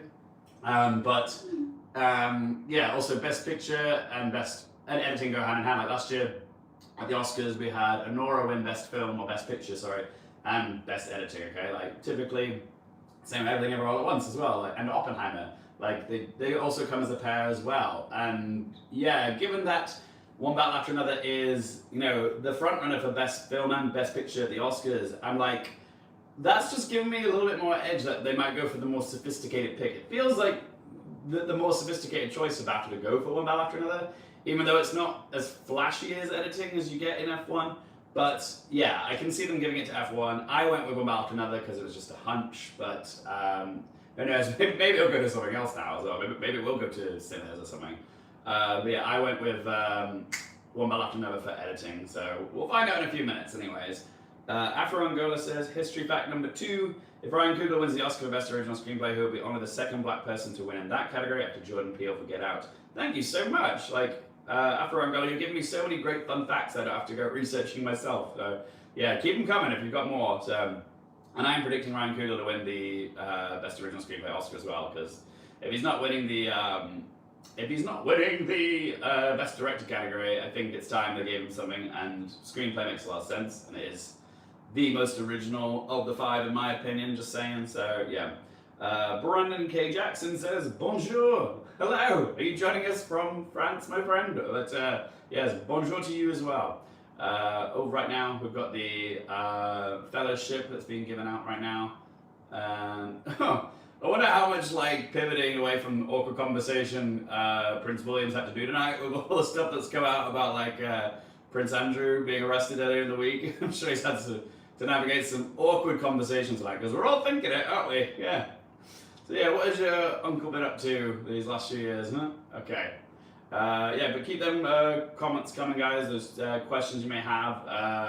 Happy to answer them now whilst the fellowship is on. So much.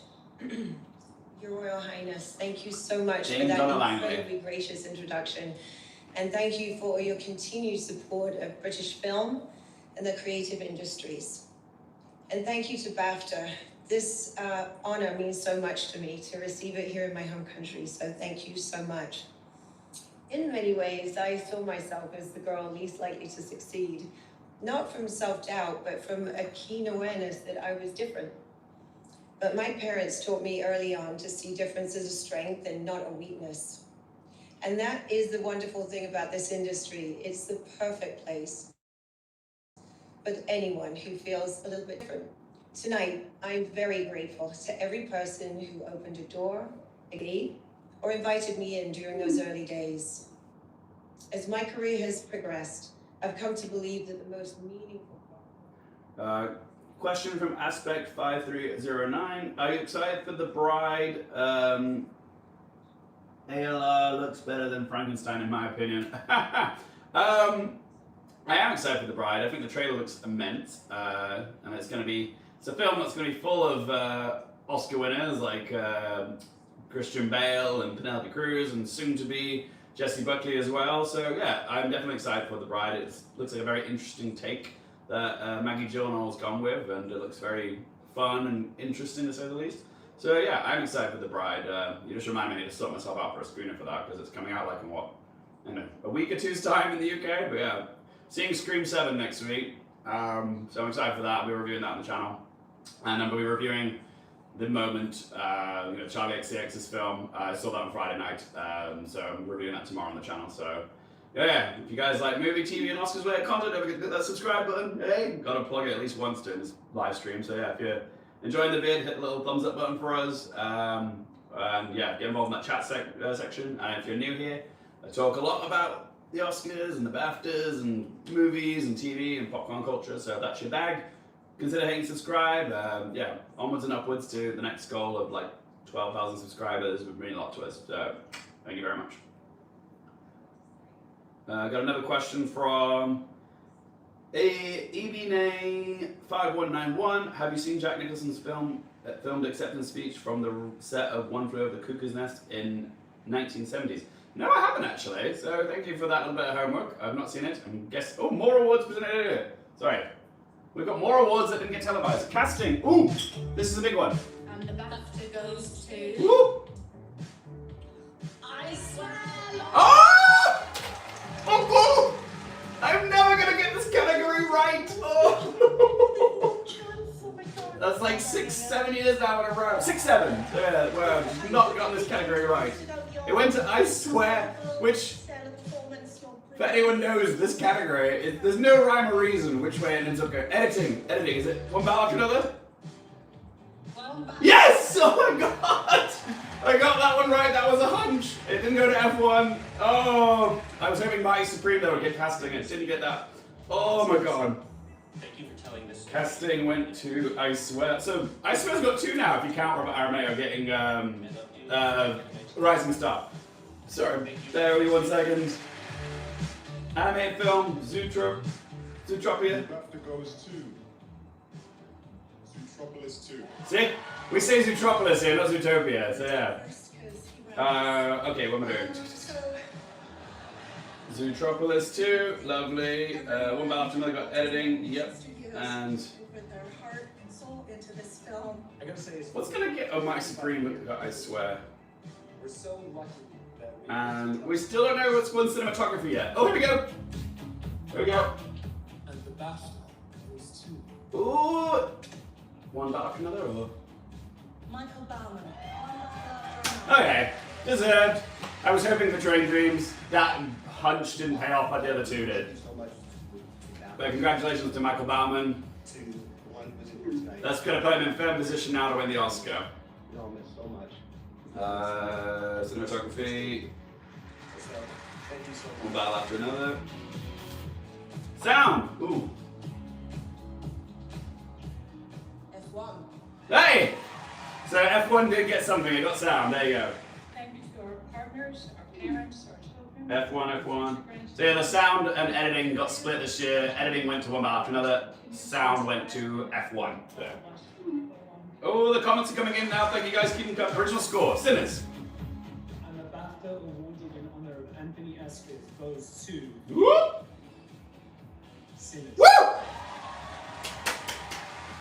Correct, sir. Ludwig's not there to receive it though. This text to read. Thank you to the Baftas for recognizing our family of artists, creators. So that's 3. Brought their personal truths to music percentage. 3 for Sinners. Is that 4 or 5 for one battle after another? 5, which means it's on track to get 6. Because probably gonna win best film, but we'll see. Another costume change coming. Ah! Leading actors, wake up, wake up. Leading actors. Oh, big ones now, guys. 1. Paul. To present it, an actor, producer, director who's equally at home on stage and screen, and who next month will star in a psychological thriller of imperfect women. So yeah, one Bafta is on 5 at the minute, and we'll probably win 6. It'll be our biggest winner tonight if it wins Best Cop. What have we got? Best leading actor. Ooh, I'm excited for this one. A little nervous as well. Is it going to be Timmy's time? Ooh, this is the one I really want to see out. I am thrilled to be here tonight to present the Bafta for Ooh. leading actor. I will answer some of your comments and questions shortly, guys. I'm just very excited for this one in particular. I feel very confident Jessie Buckley is winning Best Actress, but yeah, with Best Actor, there's still like a little bit of doubt that maybe Timmy will miss here, but if he wins the Bafta, then I'm going to feel really assured that he's going to go on to win the Oscar, so fingers crossed. But also, yes, Marty Supreme hasn't got any wins yet, so this is its only chance to win something now. A bit more respect when congratulating our 6 incredible nominees, whose proper names are Leonardo, Robert, Ethan, Michael, Jesse, and Timothy. Let's take a look at Timothy, Chalamet. Come on, come on, come on. How you doing? Nice to meet you. Nice to meet you too.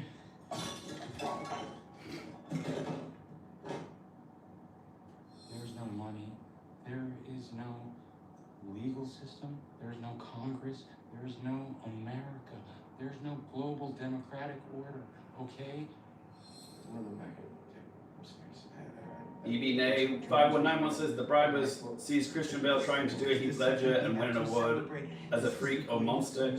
He tried it as a baddie in Thor: Love and Thunder, and he just looks like he's trying too hard. Oh, I don't know if he's necessarily doing those for awards. Like, it's always nice when they do come, but like, yeah, no one's ever gonna replicate the success of Heath Ledger up in The Dark Knight. But all Christian Bale can do is do him. He already has an Oscar. He's fine. He doesn't need to prove himself to anyone.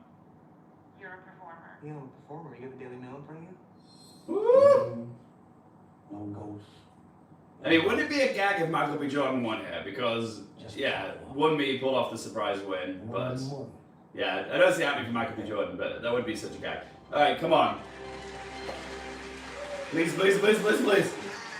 Okay. Come on.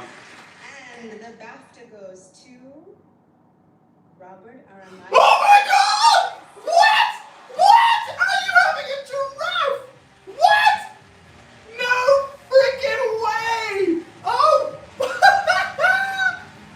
Are you serious? No! Ah! What? Oh! Well, that is a curveball and a half. What? No! No! Really? Rising Star and Best Actor for the film that's not even nominated. Oh, poor Chalamet! Oh God, poor Chalamet! Oh God! I mean, I know home territory for Robert Aramayo, but still, Chalamet in a best film picture. Oh my God, that is such a gag! Oh my God, I'm lost for words. I absolutely can't believe this. I'm looking at people like you, and I'm in the same category of you. Never mind that I'm stood here. Oh my God. Sorry, buddy, did I spook you? Sorry, you were having a nap, were you? I'm so sorry. Yeah, come back. There's loads of people that I want to thank. Oh my God. I want to thank Keg Jones. Oh my God, Chalamet! Oh God, what does this mean? Because Robert Aramayo ain't nominated at the Oscars, so the BAFTA just did their own thing in this category. What does Chalamet have to do? They gave it to the other young male actor in this category, who won Rising Star. Oh my God! John and Chris. How many people would have been predicting that? That is such a huge curveball. Fantastic people that I met when I was. Yeah, let me know in the comment section in the chat. Let me know. How are you reacting to this news? Whoa! Whoa! I really cannot. Everyone in this category blows me away. And when I was in school, I've said this a million times, but when I was in school, Ethan Hawke came in to speak to us at Juilliard, and he gave an amazing talk. Oh my God. Longevity as an actor. Okay, we're going to have a talk about Best Actor once we find out who the last 2 winners are of the night. But my God, yeah, so many thoughts are running through my brain right now. Like, what does this mean for the Oscars? Can Timothy still win? Yes, because Robert Aramayo is not nominated at the Oscars. This is just a BAFTA one-off, like Joanna Scanlon. Thank you so much. Oh, bless him! Oh, good for him. Biggest shock of the night so far. Timothée Chalamet. Oh! Oh, God, the disappointment in his eyes. What does he have to do? His breakthrough. What does Chalamet have to do? Oh, no. And Mari Supreme's going home empty-handed at the Baftas. Oh, God, that's such a shame. I swear won more awards than Mari Supreme did. Isn't that crazy? Mortal man is the immaculate Cillian Murphy. How are you guys coping in the comment section? Oh my God. Bear says, I live for the chaos. Evening. 6 Ike actresses. Puria Nova says, it's a shock. Yeah, that was a shock, say the least. Miss Triangle says, it doesn't matter for the Oscars anyway. We'll get to that, don't worry. If it had been anyone else, yeah, like Michael B. Jordan, Leonardo DiCaprio, then yeah, it'd be a very different conversation. AC Mew was 799 says, I knew I would be mistaken, however, I do believe Timothy would hopefully win the Oscar for Best Actor. Yeah, I mean, still in the race. Just amazing that, what a lovely little blip on the award season diary this will be. That Robert Aramayo pulled off the surprise win at the Baftas. That's crazy.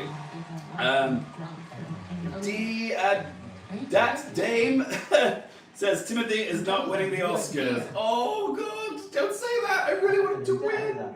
Afro Angola says, since Timothy lost the Baftas, he has to win the SAG award now. I still think he'll win the Oscar. Yeah, I mean, he needs it now. That's literally it. Like, that's his last minute plea to get the Oscar. But yeah, Baftas went a different direction. They're like, nah, Timothy doesn't need it. He's fine.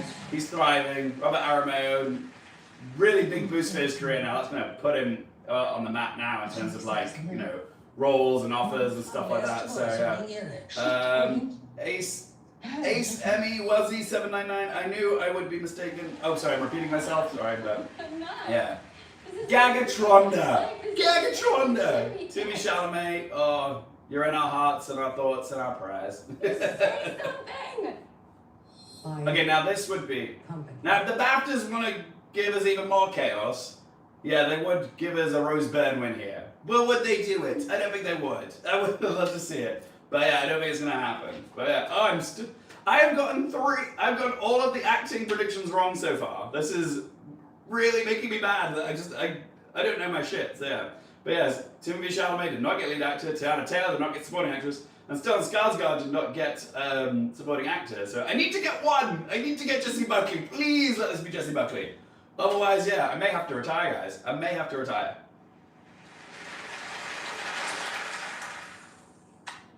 BAFTA goes to Jessie Buckley. I was actually scared there for a minute. It was going to be someone else. Okay, I got one acting winner correct. One! Just one! Oh my God! Very much deserved. Well done. The Jessie Buckley sweep. So as it goes to show, oh yes! The beloved Irish actors passing the trophies to one another. And that might be the case as well at the Oscars as well. No, actually. It wasn't Oppenheimer last year, was it? It was, what's his face? The Brutalist, Adrian Brody. This is really such an incredible honour. But yeah, Jessie Buckley is easily the most locked in of the acting categories this year now. Years thought I'd be allowed to make a film, as you say in Ireland. So, well, here I am. 3 wins for Hamlet now, guys. When I came to London, two, sorry. First, and I arrived, read the wrong tally, I it's into 2. my agent, Lindy King, who's here somewhere. And I had 2 wins for nuclear bad fake tan on, white hoop earrings, polka dot red skirt and dress, and I had the audacity to say to her that someday I dreamed to be a little bit like Judi Dench. Aww. And I don't know how in God's green earth with the fake tan she thought that was even possible, but thank you, Lindy, for always encouraging me to be disobedient and curious and human. This is nuts. Thank you. This really does belong to the women, past, present, and future, that have taught me and continue to teach me how to do it differently. You are all just radical, and you're doing it for the naughty girls, and I'm in awe of all your incredible performances. Thank you. Oh God, I should have brought my thing up here. We have to keep up the expletive.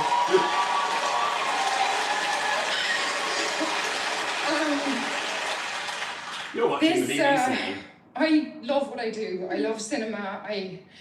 I believe in storytelling to bring us together as a community. I believe in women's voices to tell those stories. Chloe Zhao, you are making history tonight as a storyteller. Thank you for your uncompromising artistry. And Maggie, thank you for this gift of a role. You brought the mother out of the shadows and you stood her in absolution beside the giant that is Shakespeare. Thank you. To Focus, Donna, all the producers, thank you for your continuous support. And to my family, who always remind me how much I love being home. And I'd like to share this with my daughter, who's been with me since she was 6 weeks old on the road with this. It's the best role of my life, being your mom. Aww. And I promise to continue to be disobedient so that you can belong to a world in all your mad, complex wildness as a young woman. I am very grateful for this. Thank you so much. Okay. After a speech like that, there is absolutely no way she is going to lose the Oscar. Like, that's just so from the heart, so beautiful. Spoken to all the right people. Oh, yeah. Jessie Buckley, that Oscar's as good as yours, but the other acting categories, God. Who knows? Who knows? I will respond to some of your comments shortly, guys. They're really flooding in now, which is great. On stage and screen.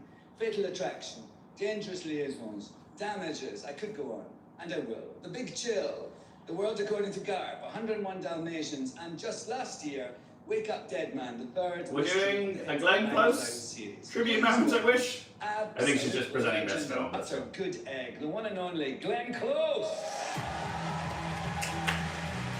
We love a bit of Glenn Close. Here to present best film. I am a little nervous for this. Like, could it be a surprise win for Hamnet? I am so honored to be here today. I think, given that one battle's got editing, screenplay and director, and an acting win for Sean Penn, it would be kind of shocking that wasn't enough to clinch the top prize as well. So yeah, I think it will go to Of an Bafta. exceptional collaboration. Everyone counts. The writer, producers, the director, the DP and his crew, the PA who brings you your coffee at 5 in the morning, and oh God, I'm really getting old. Oh yeah, the actors. The brilliant nominees for Best Film are. It's gonna only be one battle for another. Maybe Sinners or Hamnet. Marty Supreme didn't get anything. No ghost, no magic. Until now. You make money in this little table tennis thing? Not yet. You need any help? I can help you.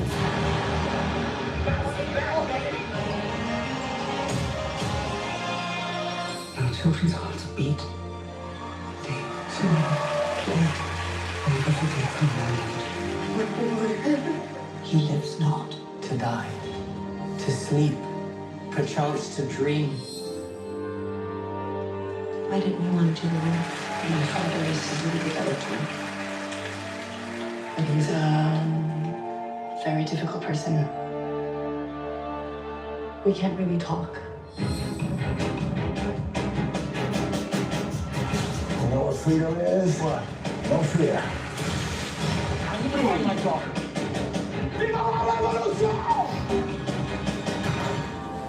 Alright, best film. Here we go. Is it gonna be Paul? And the BAFTA goes to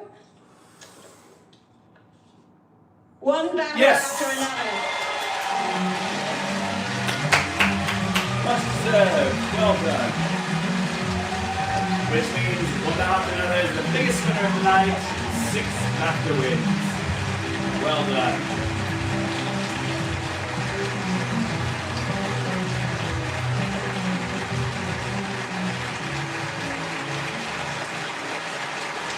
Cool. Let's see what he has to say, and then I'm going to put all your comments, questions in the comments section, guys, on the chat, and I will answer. We'll have a chat. As soon as the speech is done with, we'll talk about the Baftas. So let me know your thoughts on the winners, the snubs, the surprises. What was the biggest shock for you? Thank you, Bafta, for this award. It's such an honor. Thank you to Warner Brothers, Mike and Pam, for believing this film from the very beginning, and also for our team who's carrying us all the way through now. Wish more than anything that our producing partner Adam Sumner could be here to accept this on behalf of us on his home turf.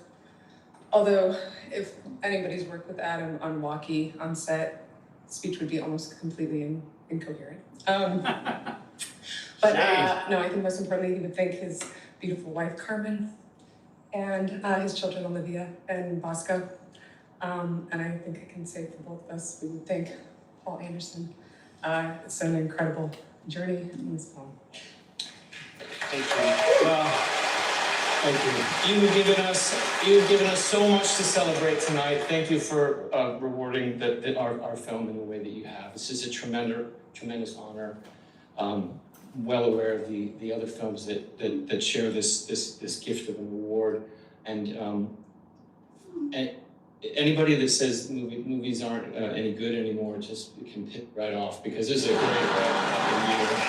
So I want to say thank you, and I know that there's a bar somewhere. I think we should all go there. It's been a long evening, Let's all but go to the we bar. have so much to celebrate. We have a line from Nina Simone that we stole in our film. She says, "I know what freedom is. It's no fear." So let's keep making things without fear. It's a good idea. See you at the bar. Thank you. See you at the bar. So real. Alright guys, so that was the 2026 Baftas. Yeah, like I said, do let your thoughts, questions, whatever you have for me, pop them in the comment section. I can finally look in the comment section now because, yeah, before I've had it shut, so I didn't get anything spoiled for me. But I'm sure you guys are probably freaking out as much as I was with Timothée Chalamet losing to Robert Aramayo, of all people. Like, yeah, it's crazy. But yes, let's talk about the BAFTA winners tonight. So yeah, biggest winner tonight was One Bell After Another. Actually surpassed my predictions. I thought it was going to get 5, but it got 6. It got Best Film, Best Director, Best Adapted Screenplay, Best Supporting Actor for Sean Penn, and Best Editing, and I think that's all of them that I meant to say. Then the next biggest winners were Frankenstein got 3, the 3 CAFs, which were hair and makeup, costumes and production design, and then Sinners also got, did Sinners get 3 or 4? It was 3, wasn't it? Sinners got Best Original Screenplay, it got Score, and it got Wunmi Masaku for Supporting Actress, so yeah, they got 3. Yeah, still a great haul for Sinners. That was 1 more than I was predicting. I thought it was going to get 2. Wunmi was a nice surprise. And then we've got Hamlet got 2 for Best Actress and Best British Film. Cinema Valley got just the 1 for English language film, not an English language film. Avatar Fire and Ash got 1. F1 got 1. I Swear kind of got 2. It really was 1 for Robert Aramayo for Best Actor, but he also won the Rising Star Award, so it kind of is 2, but it's not. And yeah, Zootopia 2 got 1. And yeah, I think that's everything that I need to talk about. Yes, Train Dreams didn't sadly get the award for Best Film, Best Cinematography, which is a shame.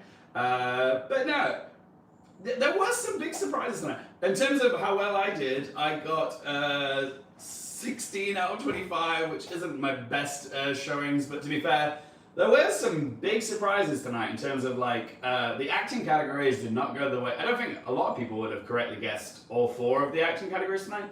I got 3 wrong out of the 4 of them, which is crazy. Like, Wunmi was a surprise, Sean Penn was a surprise.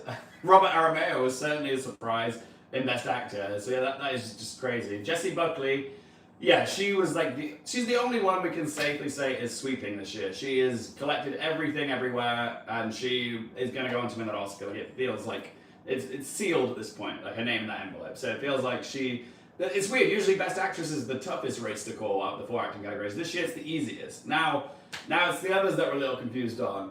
We do have to talk about Best Actor with Chalamet, because I think, yeah, a lot of us were gagged by that, because I've been saying, if he won the Bafta, I'm going to put it in for the Oscar. He hasn't won the Bafta, but he lost to Robert Aramayo, who is not nominated at the Oscars or SAGs, so this is like a funny little asterisk on this whole award season, that someone who's not in a Best Picture contender for Best Actor managed to win a Bafta, which is crazy. It doesn't happen very often, if ever. So it feels so bad for Chalamet, because it really felt like it was his time, his turn. Like, he really was giving such showmanship in that movie, kind of like Austin Butler was in Elvis, and yet they still didn't give him the win. It's just like, what does he have to do? What does the poor lad have to do? What do they have against him? I don't know, but maybe it was.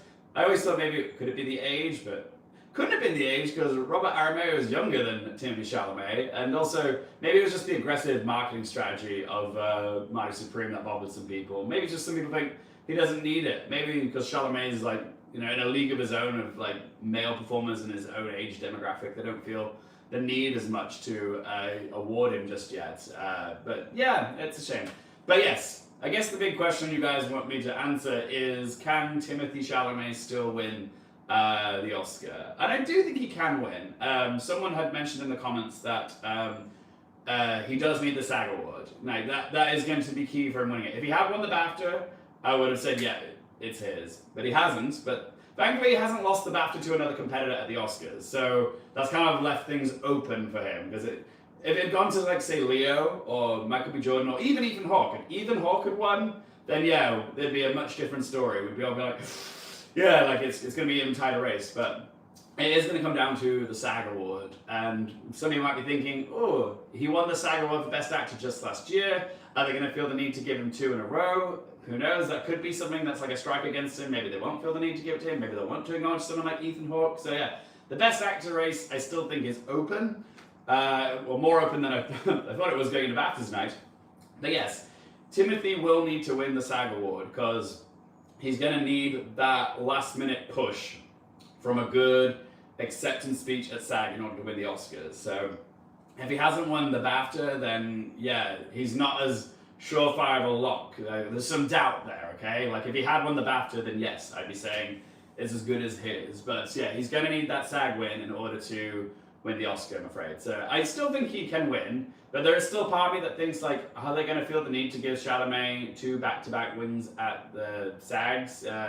That's just something to consider. Like, maybe they will go a different route. Maybe they will give it to someone like Ethan Hawke, who's like very much overdue for some recognition. Chalamet won the award just last year. Which just go on the question, like, if Chalamet hadn't won last year the SAG award, would he have a better chance of winning this year? Going in, having lost to, say, maybe if Adrian Brody had won the SAG last year, would Chalamet be stronger going into SAG night this year? Who knows? Like, it's all to be discussed. I'm going to have to do deep dive prediction videos now on supporting actor, supporting actress, and best actor. Not going to bother with lead actress this year, guys. There's no point, because we all know who's winning there. But yeah, I will be doing some deep dive discussion prediction videos on those other 3 acting categories on the channel over the coming weeks. If you want to hear my thoughts and predictions for those, I will do proper deep dives on those coming up. So if you're new to the channel, don't want to miss those vids, do click that subscribe button for us. Okay, cool. Let's go to some of these. Oh yeah, One Me was a nice surprise. Sean Penn, nice surprise. Both deserving, but yeah, definitely not the outcome that I predicted. Yeah, so let's see what some of your questions. Let's see what your questions are. So I'm going to have to scroll a bit further back. Okay. Beauty NYC 4487 says, did you see I Swear? BAFTA turned 360. No, I've not seen I Swear. on the list, but I've still not seen it. It's just one that I slipped through the cracks. I missed it when there was a screening of it, but I've heard wonderful things about it from fellow film journalists who really do sing its praises. And I knew how good of a movie it was just based on how it did with nominations and like the BAFTA shortlists and stuff.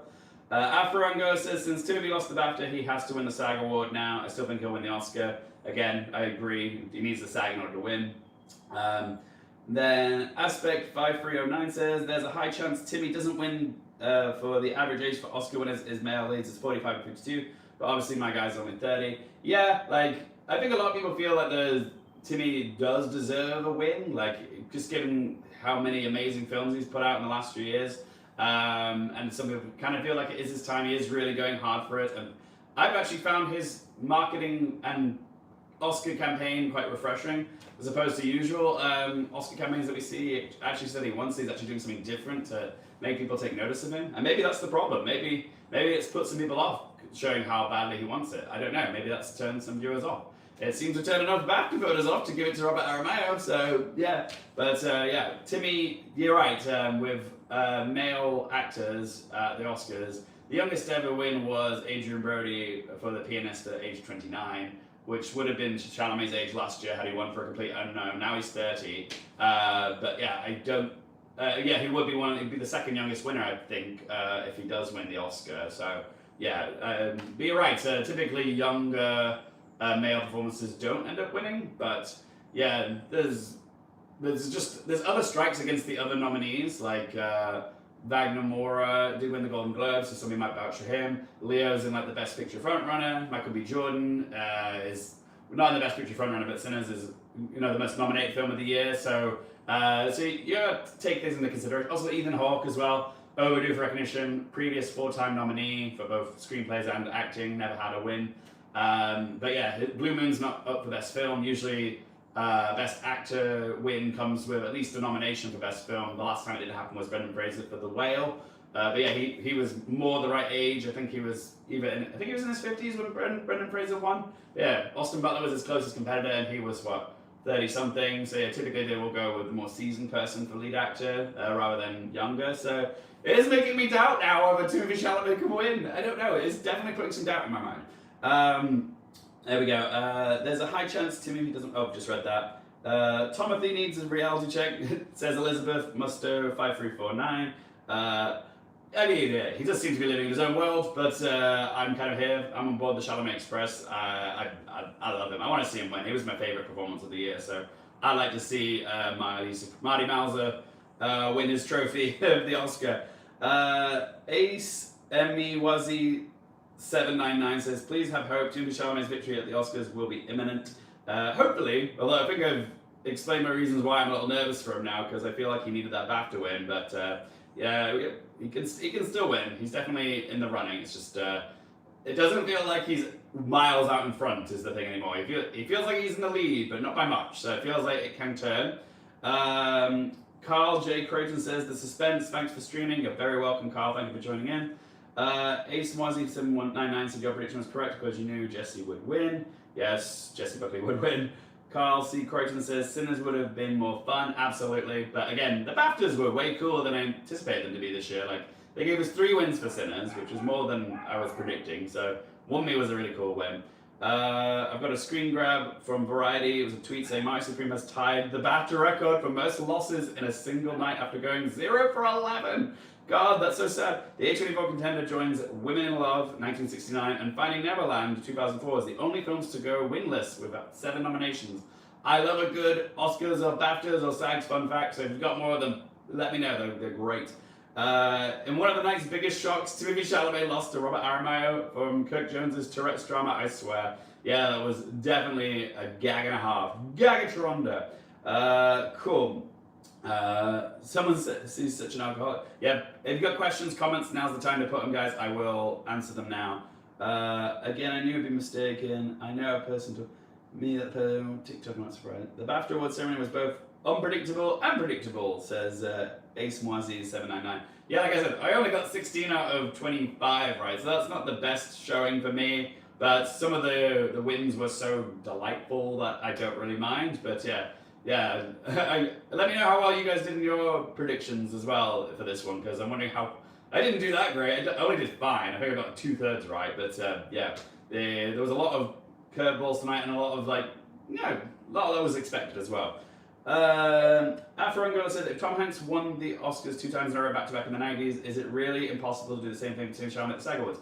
No, it's not. Like, back-to-back wins can happen, and again, it is the SAGs, it's not the Oscars, but yeah, it definitely can happen. It's just, it's a different body voting than, say, like the entire film community of the Oscars voting as, say, actors who are just one community. So yeah, it is a different ecosystem, if you will. I don't know the mentality of actors thinking, oh, do we need to acknowledge him 2 years in a row? I don't know. They threw him a bone last year. Would they do the same this year? Maybe. I don't know. But I want to see Timothée Chalamet win the SAG and the Oscar. So I'm hoping he does get back-to-back wins at SAG and then goes on to win the Oscar. But yeah, who knows really? It's hard to tell right now. Ace Moisi 799 says, I believe Timothy would win the SAG Award for Best Actor for his massive performance in Mighty Supreme. Hopefully, yes. Sir Mark, the supporting acting category is crazy. Could someone be the Marcia Gay Harden or James Coburn this year? Who knows? I've had people commenting on my videos saying that they think Delroy Lindo is going to win the Oscar, which is it sounds far-fetched, but the way the wins turned out tonight, it's not crazy to think it could happen. In terms of if Jacob Elordi got Critics' Choice, Stellan Skarsgård got Golden Globe, and Sean Penn got the BAFTA. I mean, I can't remember who the next person is. Who's the other one nominated at? So Paul Mescal is nominated at SAG. So yeah, imagine if Paul Mescal got the SAG, but then Delroy Lindo got the Oscar. Wouldn't that be just the most bonkers outcome ever? But no, I think it's a game of stats with supporting actor. I feel like whoever wins the SAG, unless it's Paul Mescal, which would be a shock, or I guess Benicio del Toro to a degree. Yeah, that's another one. Benicio del Toro would be a gag as well if he won the SAG. But yeah, whoever wins the SAG award probably will be your best bet for the Oscars now. I mean, you can't ignore the BAFTAs. They are important. The BAFTAs do mean something. So it definitely puts Sean Penn in play to win his 3rd ever Oscar. So yeah, Sean Penn, you can't rule him out. He definitely does have a really good chance of winning now because he's got the BAFTA. Like I said, in many ways, BAFTA is more important. Like I said, BAFTA acting wins matter, okay guys? Mikey Madison won last year. Emma Stone won for Poor Things. Frances McDormand won for Nomadland. And Anthony Hopkins won for The Father. All went on to win the Oscar. So it does matter. I know there was that year where all 4 of the BAFTA winners didn't go on to win any of the Oscars. It was the Brendan Fraser, Michelle Yeoh year. But yeah, they do matter. So I can't rule Sean Penn out. I can't rule One Me out. They are definite legit contenders now. It's just the race is just so open and varied, and who knows what's going to happen at the SAG Awards. If One Me can win the SAG Award, then yeah, I'd say she would be the then official frontrunner, the person I would predict. Which is crazy because back when this whole awards season race started, I was yeah, Ariana Grande is my girl. Yeah, I feel like she's gonna be the one to beat this year. Obviously didn't get nominated, and now then Teyana Taylor emerged with the Golden Globe win, and also Amy Madigan won the Critics' Choice Award. So, and now One Me's won here. So yeah, everyone's got their own opinion as to who they think's gonna win, and there's so many little things running through my head right now, which I will do deep dives into in those big prediction videos. So yeah, I will give you proper thoughts on those acting categories in those deep dives. There's so much rushing through my head right now that I can't even process what's going through my brain. So yeah, if you've got theories or ideas or opinions on who you think is going to win in those categories, pop them in the comment section. Always appreciated. Bear me 1 second. Cool. Lola322X asks, is Sean Penn winning SAG? I feel like he makes the most logical sense because I don't see Jacob Elordi winning theirs, but crazier things have happened. But yeah, Sean Penn does make a lot of sense. I mean, he always felt like the early front runner, and then he just didn't get any wins at Critics' Choice or Golden Globe. So we kind of pushed him to one side, thinking others were more seen as the favorite. But now, yeah, with that BAFTA win, he's definitely the most likeliest to win the SAG because Stellan Skarsgård's not nominated there, so he doesn't have to worry about that competition. So yeah, I would say Sean Penn's probably the front runner in that category for the SAG. and then that'll put him in position to be the front runner for the Oscar, which, yeah, some people might be upset by that, because I think a lot of people do want to see Stellan Skarsgård win. But yeah, Sean Penn, the performance speaks for itself. It's that good. It's one of the most memorable performances of the year. Cool. Stellan still for the Oscar for Get Bafta, says Hugo Lewis, 4896. It's just, I would like to see Stellan Skarsgård win the Oscar, but without that Bafta win, it's going to be very hard for me to predict him, because obviously he can't win the SAG Award. He's literally going to go into the Oscars with a Golden Globe win. Is that enough? I'm not sure. Like, honestly, I would like to see him win. Again, it would be the first performance not in the English language, or primarily not in the English language, to win in supporting actor at the Oscars. That would be a cool history-making win. Whereas Sean Penn winning would be like, you know, him joining the very prestigious club of actors to win 3 Oscars for acting. He'd be in the same club as like Meryl Streep, Daniel Day-Lewis, forget the other ones, but yeah, he'd be joining a very exclusive club. Jack Nicholson. So yeah, he'd be joining a very exclusive club if he got in there. And I could definitely see it happening. Let's have a look. Lolo322X says, I forgot that Mescal got SAG. The way that if you miss the Oscars, you kind of get forgotten. The way that if you miss the Oscars, you kind of get forgotten. That's true. Like, Paul Mescal got the SAG nomination, but then missed the Oscars, and then we just kind of forgot, you know, to really include him. I mean, if he had a chance anyway, I would have thought it would have been the Baftas, but yeah, it's just not meant to be, sadly. This isn't Mescal's year. I don't think he's going to win the SAG. That would be a gag.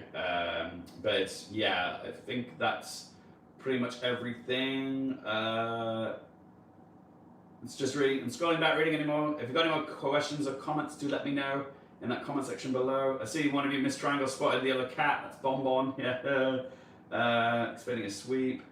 Yeah, but yeah, I'm trying to think of any other takeaways to mention, guys. I think this year's BAFTAs really do just solidify that one battle after another is going to be a Best Picture winner. I think it's going to win in all the key categories of screenplay, director, best film, obviously.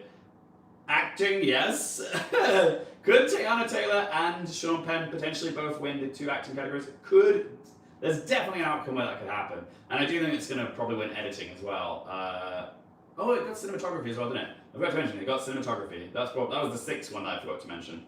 Yeah, but I think the BAFTAs is sort of like lighting the way for one battle's victory. It's certainly given us more curveballs in the acting categories. I'm not sure who's going to win the supporting categories at the minute.